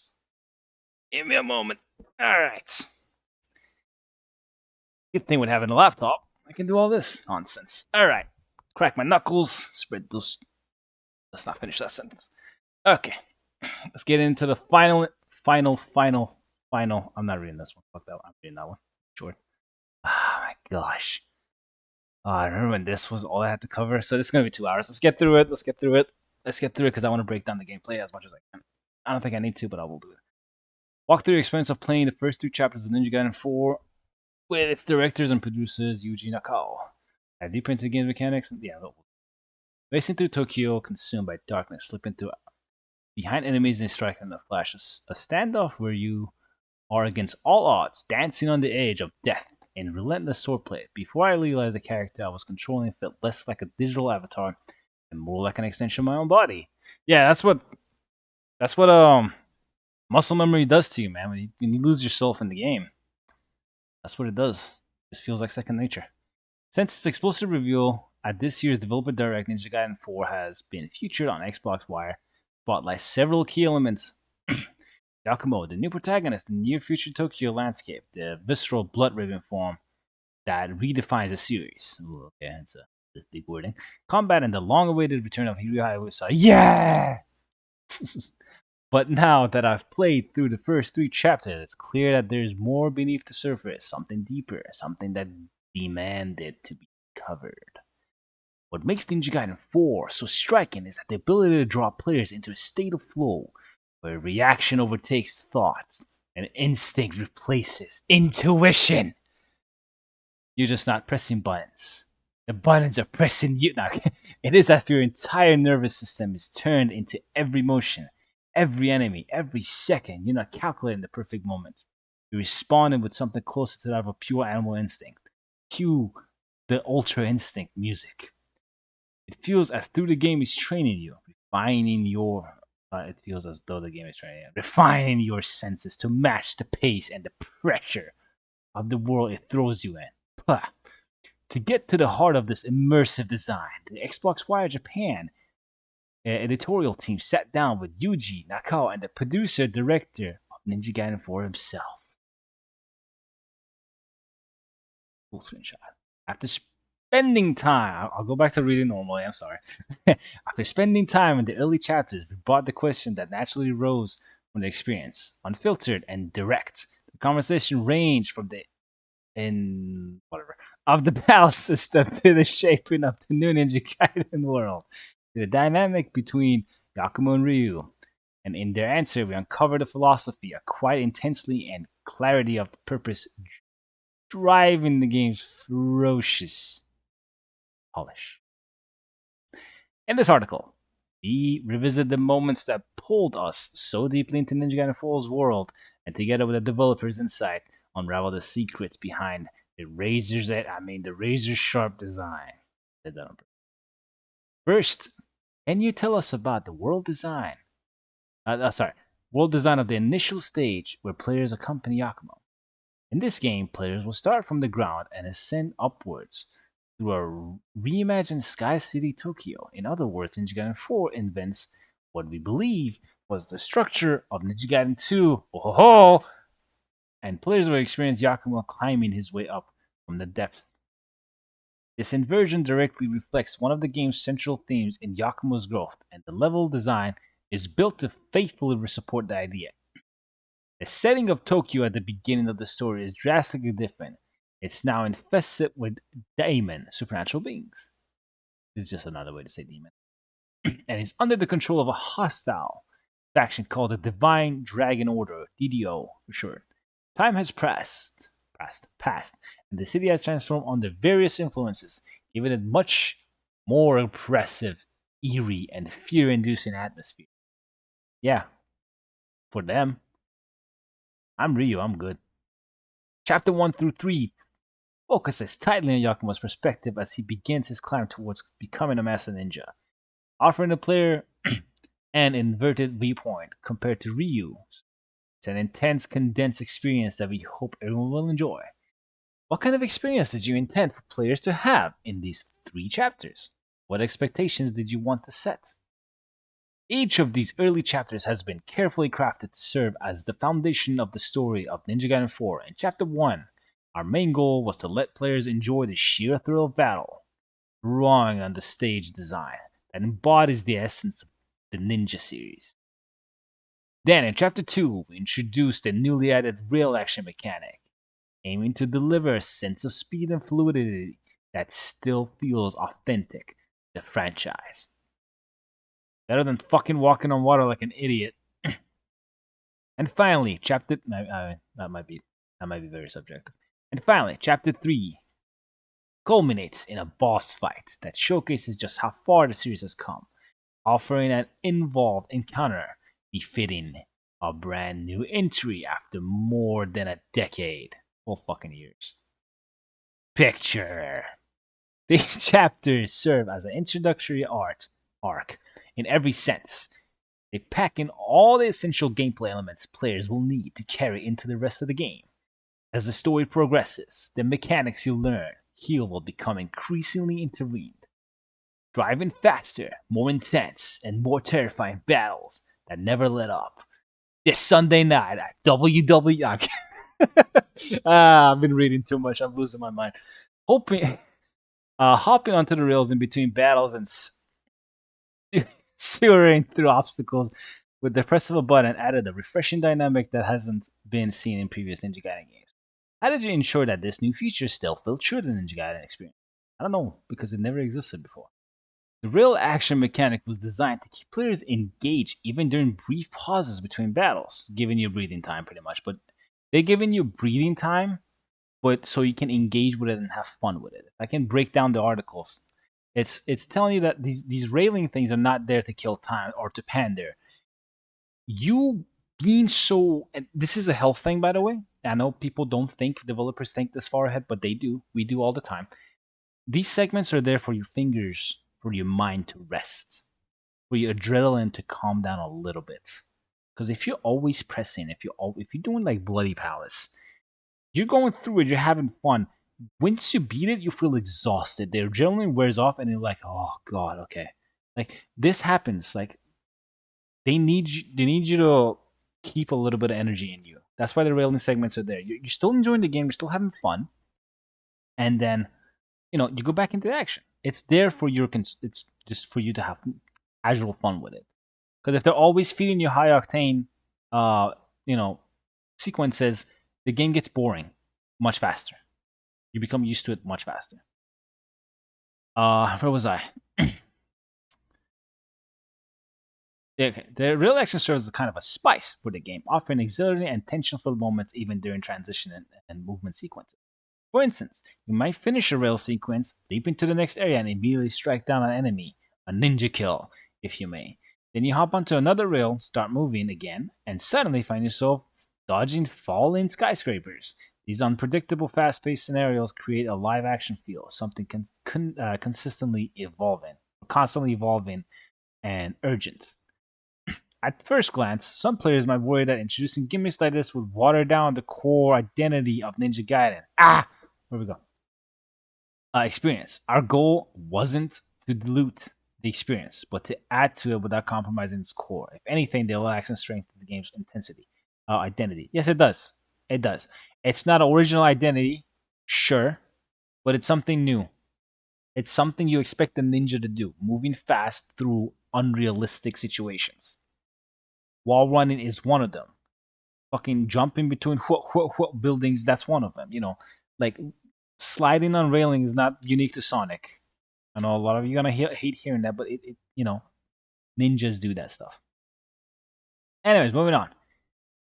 Were there any challenges in integrating such a new mechanic into the traditionally structured stages of Ninja Gaiden? We spent a lot of time figuring out how much rail action to include and how to balance it within each stage. One of our biggest challenges, especially in collaboration with Team Ninja, was making sure the rail sequences felt natural and didn't disrupt the density of the gameplay that fans expect from the series. Good, because let me tell you, nothing makes me turned off more than having to swim underwater in Ninja Gaiden 2. The density is a hallmark of Ninja Gaiden, and when you try to add rail segments on top of already intense combat, there's a risk that the stage becomes overly bloated. To achieve the perfect balance, also before someone starts in the comments with me, I know Ninja Gaiden originally had enemies you fight on water. It wasn't just a travel thing, but that's my point, right? When they had enemies, it was annoying as shit. And when they didn't have enemies, it's boring as shit. So, in conclusion, it's a shit idea. if both ways you try make it boring. So railing, you're still involved. You're not tapping the fucking button to move, and you're not struggling because you're doing combat on a very, very uncomfortable area. So just that. I know it existed before. Anyway, to achieve the perfect balance, we played and replayed the stages countless times, adjusting and refining them based on the feedback. Yeah, you gotta do that a lot as the developer. Together with Team Ninja, we went through the loop over and over. We're now at a point where the experience is incredibly polished and just the right tempo. Good. If players find themselves flowing through the game as if they were running a smooth marathon, then we've achieved what we've set out to do. And if a player feels the rail action is seamlessly woven into the game without disrupting the Ninja Gaiden experience, then we'll be more happy. In the early part of the game, players face a boss with a very direct linear movement patterns, followed by another boss who move unpredictably and erratically. Can you elaborate on the differences? I'm guessing they're talking about the big hammer guy and then the fast swordsman boss. Or maybe it's the swordsman guy and then the lady, yokai lady. Let's start with the first boss, the Dio Commander. Okay, yeah. He belongs to an organization called the Divine Dragon Order, which I feel like this is going to get so irrelevant so fast considering this we're talking about. Which outwardly presents itself as a force of justice. Because of this, Yakumo, who acts in opposition to them, is labeled as the villain. Ah, yes, the righteous bullshit. In terms of gameplay, the Divine Dragon Order and the Dio Commander in particular are characterized by discipline and order. That's why they're samurais. Ona, Omare. Their fighting style is highly structured, focused on kata forms and patterns, reflecting their rigid hierarchy. Their attacks are straightforward, easy to. I don't know why I went to heresy. Straightforward, easy to read, and symbolically meant to be clean. The DDO Commander is designed to let players learn the game's controls in a natural and stress-free way. Considering some guy got washed on this fight, I don't know. Throwing a vividly erratic enemy at the player right out the gate, would only frustrate them. So instead of the DDO Commander, someone players can face head-on offering. This was a direct call out to some other shit games that shall stay unnamed. A chance to practice the fundamentals in that sense. He's deliberately built as a boss who embodies the basic. He's honest and by the book. So many layers of time goes in. People don't even think about this stuff when they talk about him. Next comes the Kitsune Korosen. Okay, so that's the official thing. Kitsune Korosen, officially, there we go. Officially nicknamed the Oiran Kitsune. Fox Kitsune. By our staff, she symbolizes the newly introduced demon, which are otherworldly beings central to this game's narrative. Unlike the demons. Oh, okay, so they are differentiated. So diamonds, different way to say demons. They're different from the actual demons. They didn't change the name, the word, just for shits and giggles. They're actually two different beings. Ooh. Unlike the demons or the fiends that appear in the previous Ninja Gaiden series, the diamond in this, I gotta search up how this is actually pronounced, so I don't confuse. In this game are mysterious entities that seemingly emerge from our own world. No one knows where they came from or what they want. This unsettling ambiguity, which highlights the fear of the unknown, is reflected in their visuals, behavior, and especially their attack styles.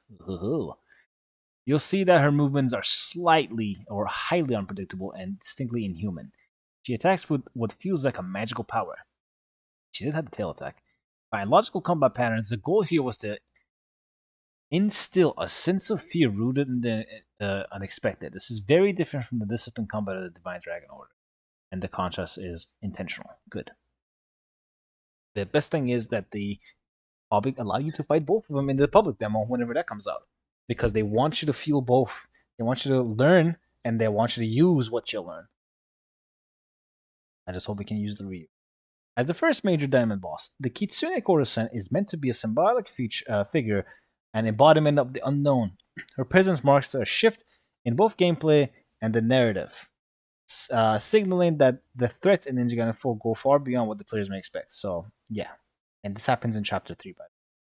So you have 2 chapters to get your shit together, and Chapter 3, we're gonna throw some random stuff at you. A new weapon called Yotusen. Oh, they spelled it differently here. Much easier to pronounce this one. It's Yotusen. The other one had a U in it. So whatever. Yotusen.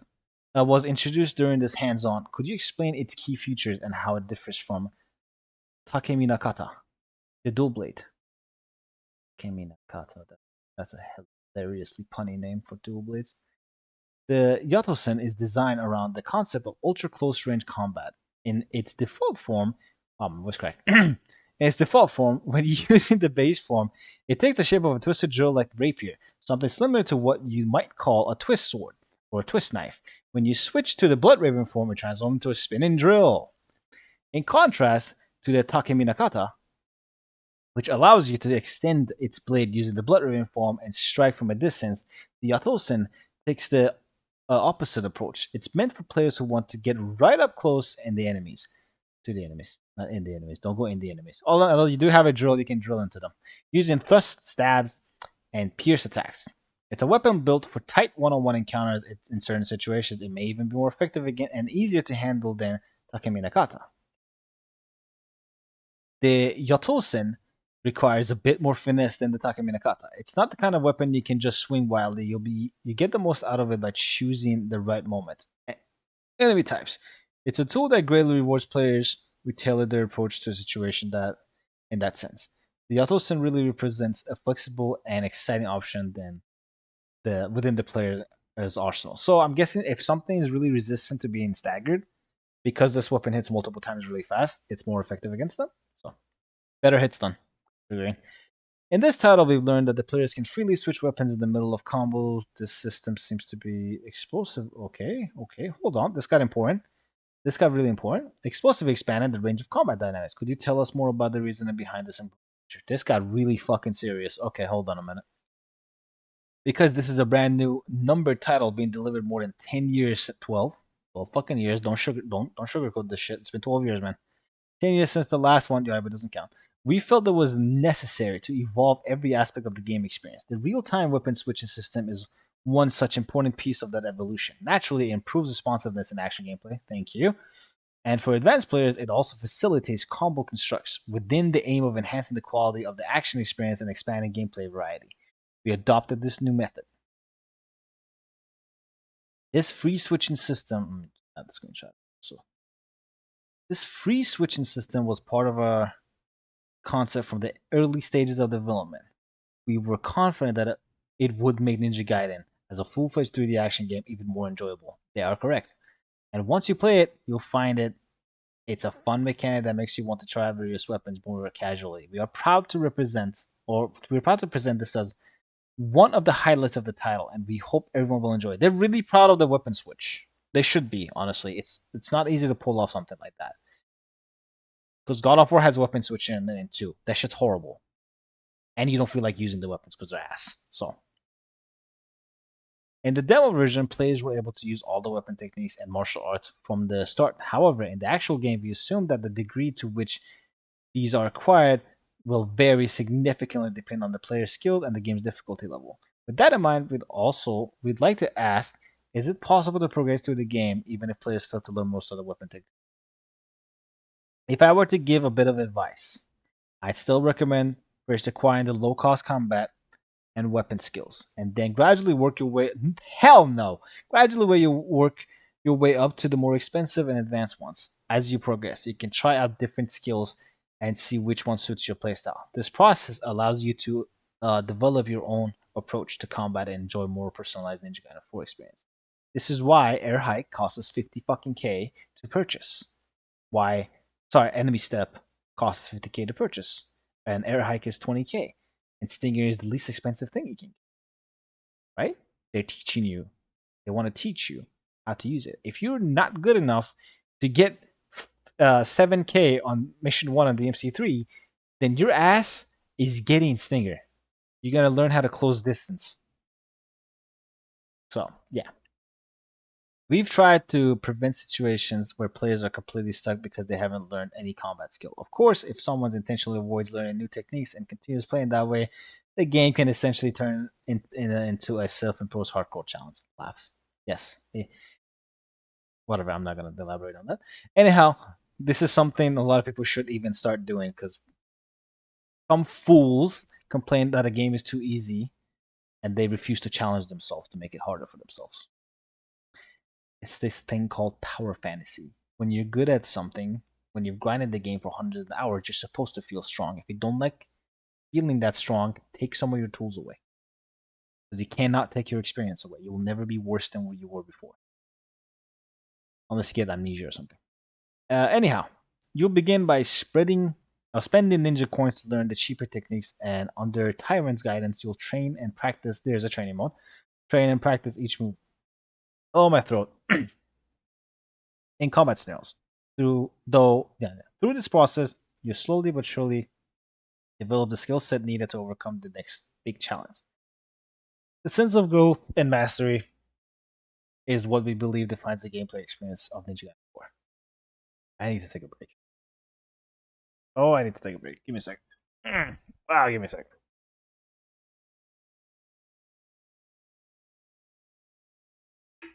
Pardon me for the noise, but oh boy.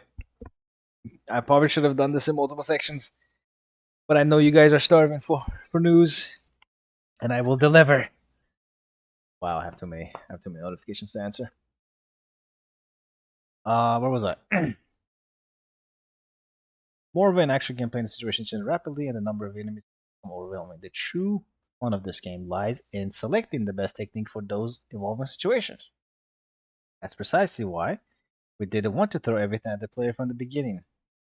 Instead, we designed the game so that the players can grow attached to each action by learning them gradually. That sucks because I already know all the actions. I want to get everything out the gate. Here we go. In the preview build, we saw some martial art techniques labeled with the term perfect, which seems to offer greater benefits when executed with more precise timing compared to standard techniques.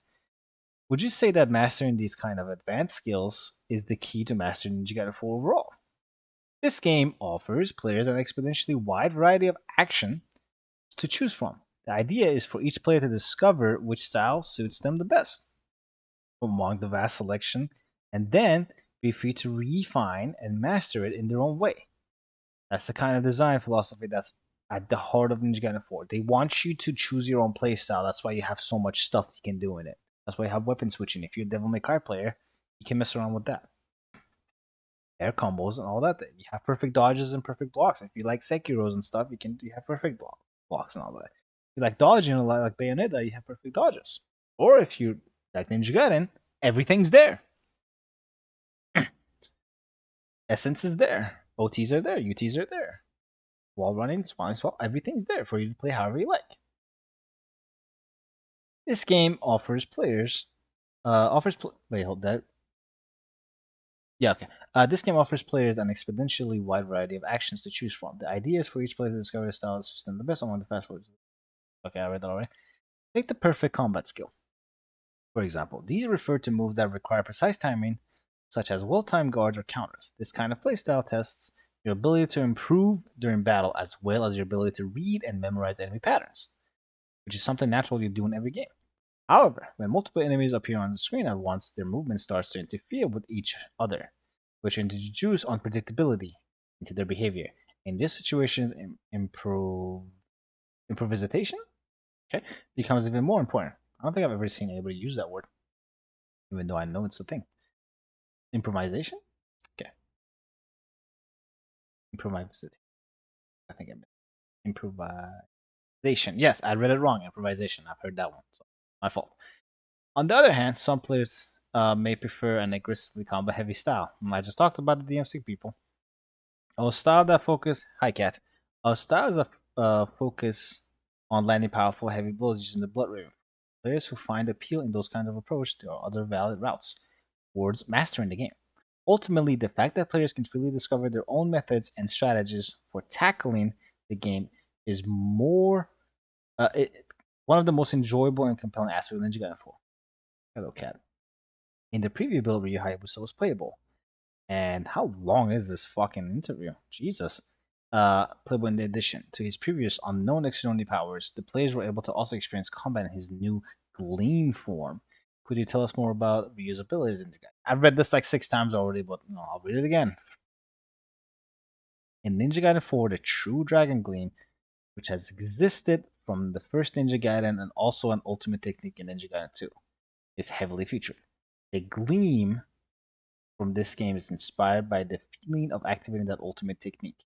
You can enjoy watching Ryu and his afterimages cut down and massacre enemies from all directions. Depending on the various commands, situations, and ranges, the gleam form was created while imagining what kind of technique could Ryu Hayabusa, the super ninja who has mastered the true dragon sword, use.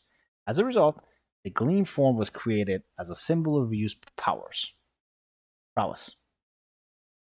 To put it simply, the gleam form is when Ryu unleashes the power of the true dragon sword, making him incredibly strong. When you play him in this game, it will truly give you the impression where you might think, wow, Ryu's movements are truly insane. It's a one of a kind power that lets players experience Ryu Hayabusa at his peak as its indomitable super ninja. Which is true, like, you don't have too many action characters that can move like that in a video game. Like, Virgil's one of them, Noctis is another one. But Noctis is a fucking monster in the Final Fantasy verse. Like, people do not know how strong Noctis is. Like, they undermine Noctis's power so much. But it's whatever. It's like he's almost like Sora tier. Almost, not quite. Sora is probably the most bullshit, overpowered Square Enix product. But anyways, the Gleam form can be switched freely with just one button, like Yakumo uses the Blood Raven form. While in this state, you can unleash a variety of incredibly powerful techniques. As the form itself based on the True Dragon Gleam, we made sure to also include techniques that feel just like it. And plain, be sure to try and replicate it yourself. We've seen him do Gleaming Blade, the 360 UT from Ninja Gaiden 2 with the True Dragon Sword. So not only he has that, he actually can just do mini gleaming techniques just by the press of the button. In this preview build, since both Yakumo and Ryu Hayabusa could be played on the same stage, does that mean that the Ninja Gaiden 4 players will be able to play through each chapter using both characters? And we already answered this, and yes. For each chapter, the story determines who is in which wood and what they are doing. So, for the most part, the characters will be fixed as you progress. In some chapters, you'll play as Yakumo, and in others, you play as Ryu, with each character assigned to specific parts in the story. However, in the chapter challenge mode, where you can replay chapters, both Yakumo and Ryu are available to play on any stage. You can try playing stages that were originally meant for Ryu with Yakumo, and vice versa. This mode offers a lot of freedom for players who want to replay the game, and I'm really excited to see how it will expand the variety of playstyles. I hope players will find their own unique ways to enjoy the game. We fucking will. And this directly leaves a gaping butthole for people or for the developers to add the girls later in a Sigma, in a Black, in a whatever the hell they want to call it, and they'd add Momoji, add Ayane, add Rachel, add Kasumi, add your mom. It doesn't matter. They can add anything in there, and it could work because the base foundation is there. It's like, hey, the stage is free. All you need is a grappling hook and be able to get on railings, because that's the only thing preventing you. So, we're eating good. We're eating so good with this game. Okay, last article. I'm gonna have to timestamp this article for you guys because for all of them, like, there's Jesus Christ. I'm sorry. I don't mind reading through it. I'm just fucking. Oh, all right. Anything new? Hey, fantastic. There's more. Okay. I'll get to it. Ninja Gaiden 4 shifts the action from Ryu Hayabusa's. Oh, wait, hold on. 6,000. Did I read this? I feel like I read this.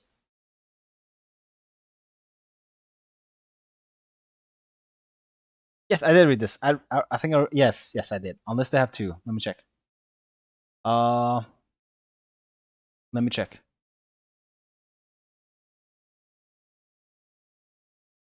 I did read this article before already. Okay. I'll skim through it though, just to be sure. 6,000 you guys have pushed me to my limits while giving me tools to push beyond them. We're so back. Okay. You know what? I have not read this because I don't remember that tagline. We are reading.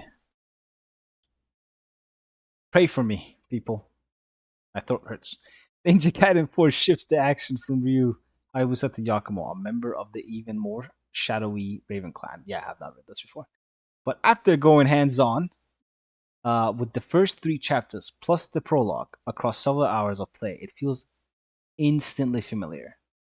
Perhaps that's one reason Koei Tecmo dropped the phenomenal Ninja Gaiden 2 Black release last year. Yes, it was released this year, man. Came out this year. Look at the other ill-advised sequels and spin. That's mean. Ill-advised sequels and spin-offs. Ninja Gaiden 4 continues to carry the character action high bar forward as if 2008 just happened. 2008 was not a good year for a lot of video games. But anyways, loading Ninja Gaiden 4 up for the first time, I forego jumping straight into the story to simply mess around with the controls and training. Like extremely violent jazz. The familiar notes are all present and mine to play with. New protagonist Yakumo is just as competent as Ryo. I'd weaving together combos across various weapons. I'm gonna leave this one. Nab enough red orbs from filled foe. Okay, this guy knows what he's talking about. Taylor Kent. This guy knows what he's talking about. So this is gonna be a really good read. If I can remember where I was. Nab enough red orbs from fled foes, and I can still power up my weapons. Oh, devastating ultimate technique, helping to keep. This is so hard to read through. Hold up, let me zoom in a little bit.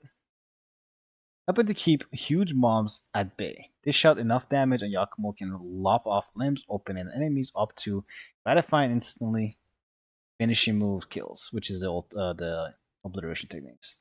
Lest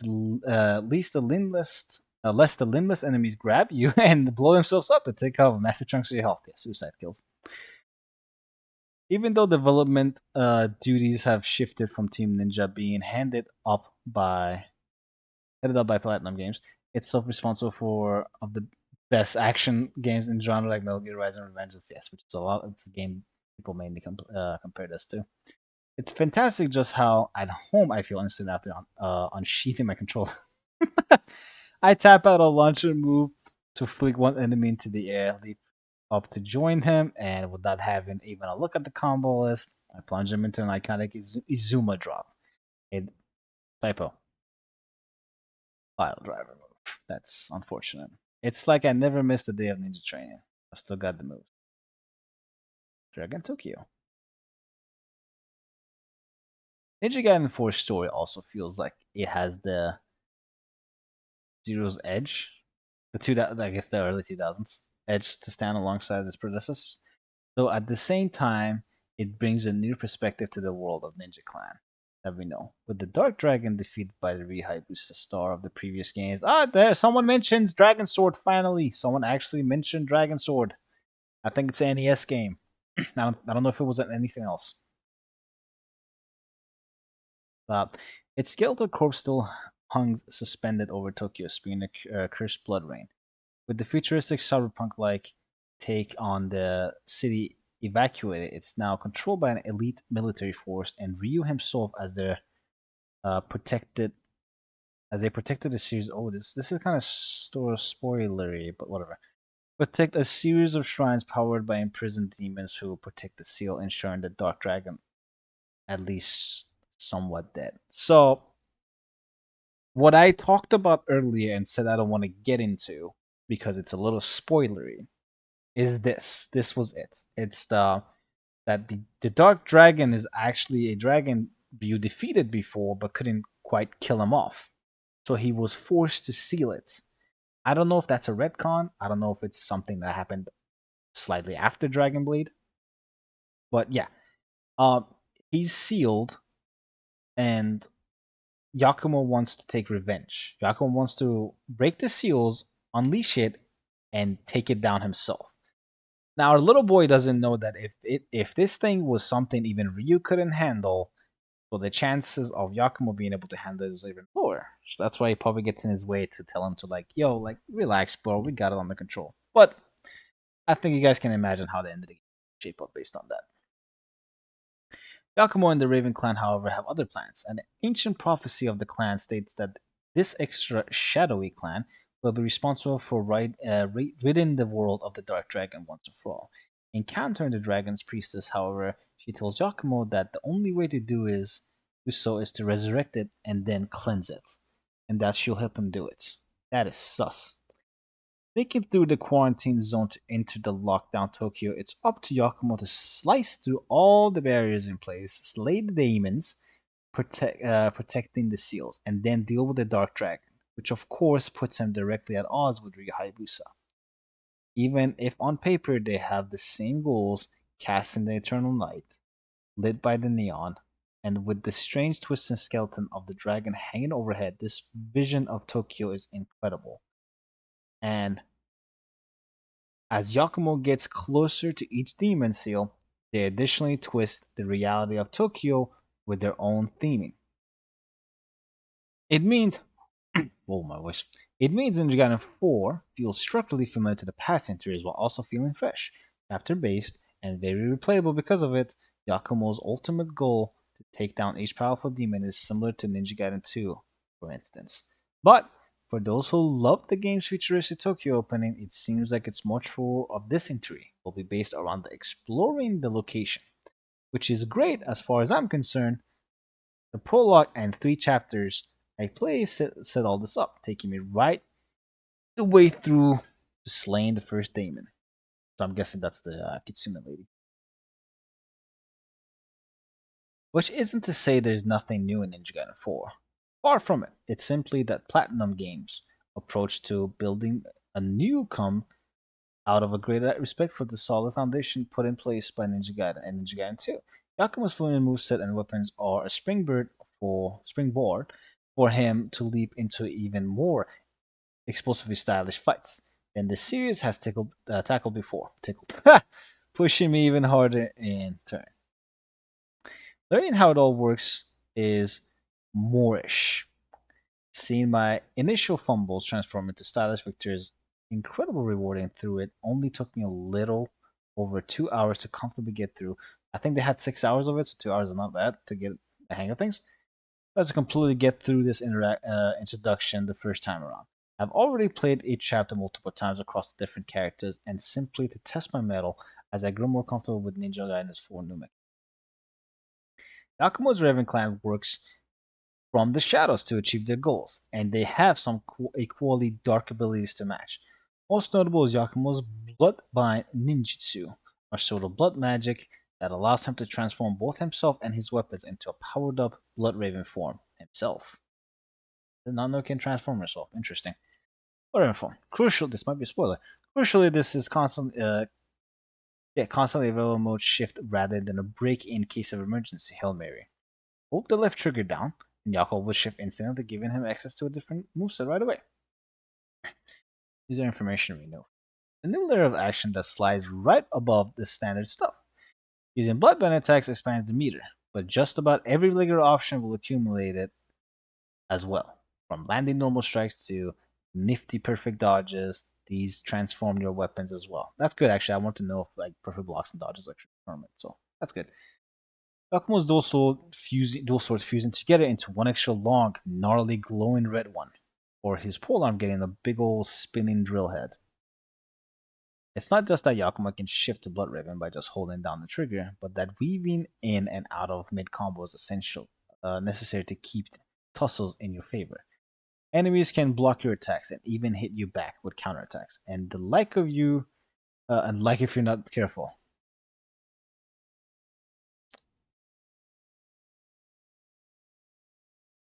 Sorry, I have to check on something real quick. But your stronger Blood Raven power attacks can break through their guards to keep the damage flowing and the limbs flying.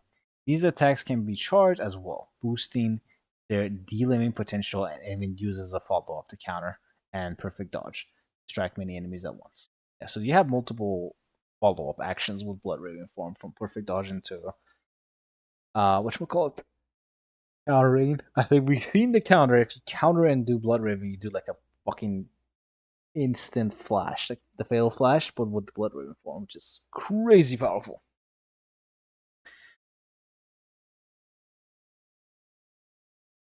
Did I skip it? Okay, no, that's right there. Strong enemies and bosses can use special moves of their own, denoted by a red exclamation mark above their head, and a red marker on the ground where they are about to hit. While you can still dodge these, you can't block them unless you transform into Blood Raven before blocking, that is. Also, you can't block special attacks. Interesting. That catch an enemy with Blood Raven attacks while they're charging up these moves, and you can knock them out of performing them, which is going to be the main way to deal with it. While playing defensively is an option, Ninja Gaiden 4 really rewards you for leaning into offense. Yeah, we talked about that earlier. And using Bloodbind skills to push through enemy assaults by extending your own attacks even further. A new grapple hook even allows Yakumo to stay on the move, bouncing around each arena quickly so you don't need to deal with downtime. It doesn't completely solve the still present annoyance of being sniped from off screen, but it does empower you to descend upon enemy attacks with the ease of strike with them from the battle record sharpish. But it doesn't stop there. Stay on the offense, and Yakumo's Berserk Mode meter accumulates, waiting for you to click in both sticks. The Berserk Mode. If your thought injecting the ultimate takes it into fights was powerful, you haven't even seen anything. As well as enhancing Yakumo's ability, Berserk charge Blood Raven strikes can one-hit kill a lot of enemies, punctuating the action with the red tainted skill screen as you do. Would be good if they show a screenshot of it. There's a couple. Ryu Hayabusa returns as a playable character too. I'm dissociating. I need to take a rest, but whatever. What's the timestamp on? Boys, we are at fucking 2 hours and 20 minutes. But he feels more like a bonus mode in what I've played. Simply allow me to run back through the mission I played as Yakumo with Ryu instead, and no story content. I've yet to see if playing as him will become more involved further into the game. It's nice. Is that a sneaky way to see it? I wonder if he has more weapons. It's nice to have an option to control him, but I'm more interested in how he'll fare as a potential threat to Yakumo's story. Even though I've played the first two Ninja Gaiden games to death, less so the third game. Otherwise, it'd be me that'd be dying. My instantly familiarity with the core of Ninja Gaiden 4 doesn't stop me from running into some roadblocks. Ninja Gaiden 4 can be hard, especially as it really does expect to get the most out of Yakumo's Blood Raven abilities. As usual, though, in encounters where I'd fail a few times, I had to remember to actually slow down, as with most character action games, be they Bayonetta or Devil May Cry, Ninja Gaiden 4 shares a lot of DNA with fighting games. Button mashing will only get you so far. You need to play with intentionally. Each combo has a purpose. You don't have to memorize every possible combo in the skill list, but it's about finding the midpoint and that knowledge where you resist the attacks from the hordes of enemies and understand. Yeah, this is pretty true. It's the best way to describe most Ninja Gaidens. You need to find openings to strike, and you need to know how long the enemy's actions take to recover from. Every attack an enemy does, they have a certain amount of recovery range that lets you do more stuff with it. So it's exactly like a fighting game. With DMC, you can create openings yourself. With Bayonetta, same thing, and you have the witch mode dodge, which time slows down. So you kind of have control over when you want to be aggressive. In Ninja Gaiden, you're not in control of when to make openings. You can force it, and if it works out for you, you can lead off on it. But for the most part, you just seek out an opportunity.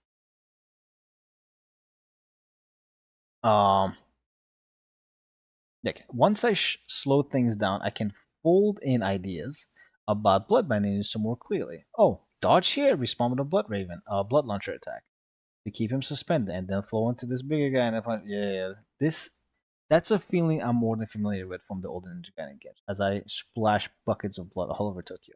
Both my own and my enemies, I'm shocked that even after all these years, they've finally gone back to the basics to give us a new one of these. It's a feeling that I've not had since Devil May Cry 5, yeah? And didn't expect to have again. Now, time to transform into a big drill and craft through goons.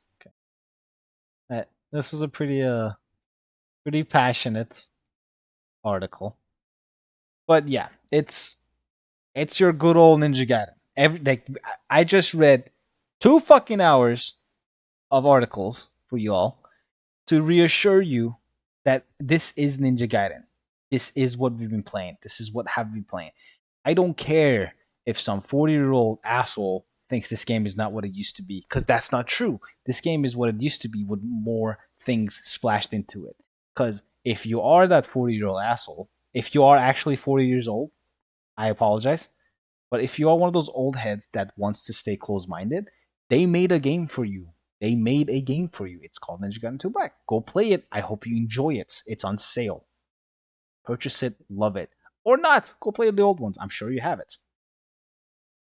But this game has taken the best aspects of all three games and has tried to mesh all of it together to make a good product that you can enjoy.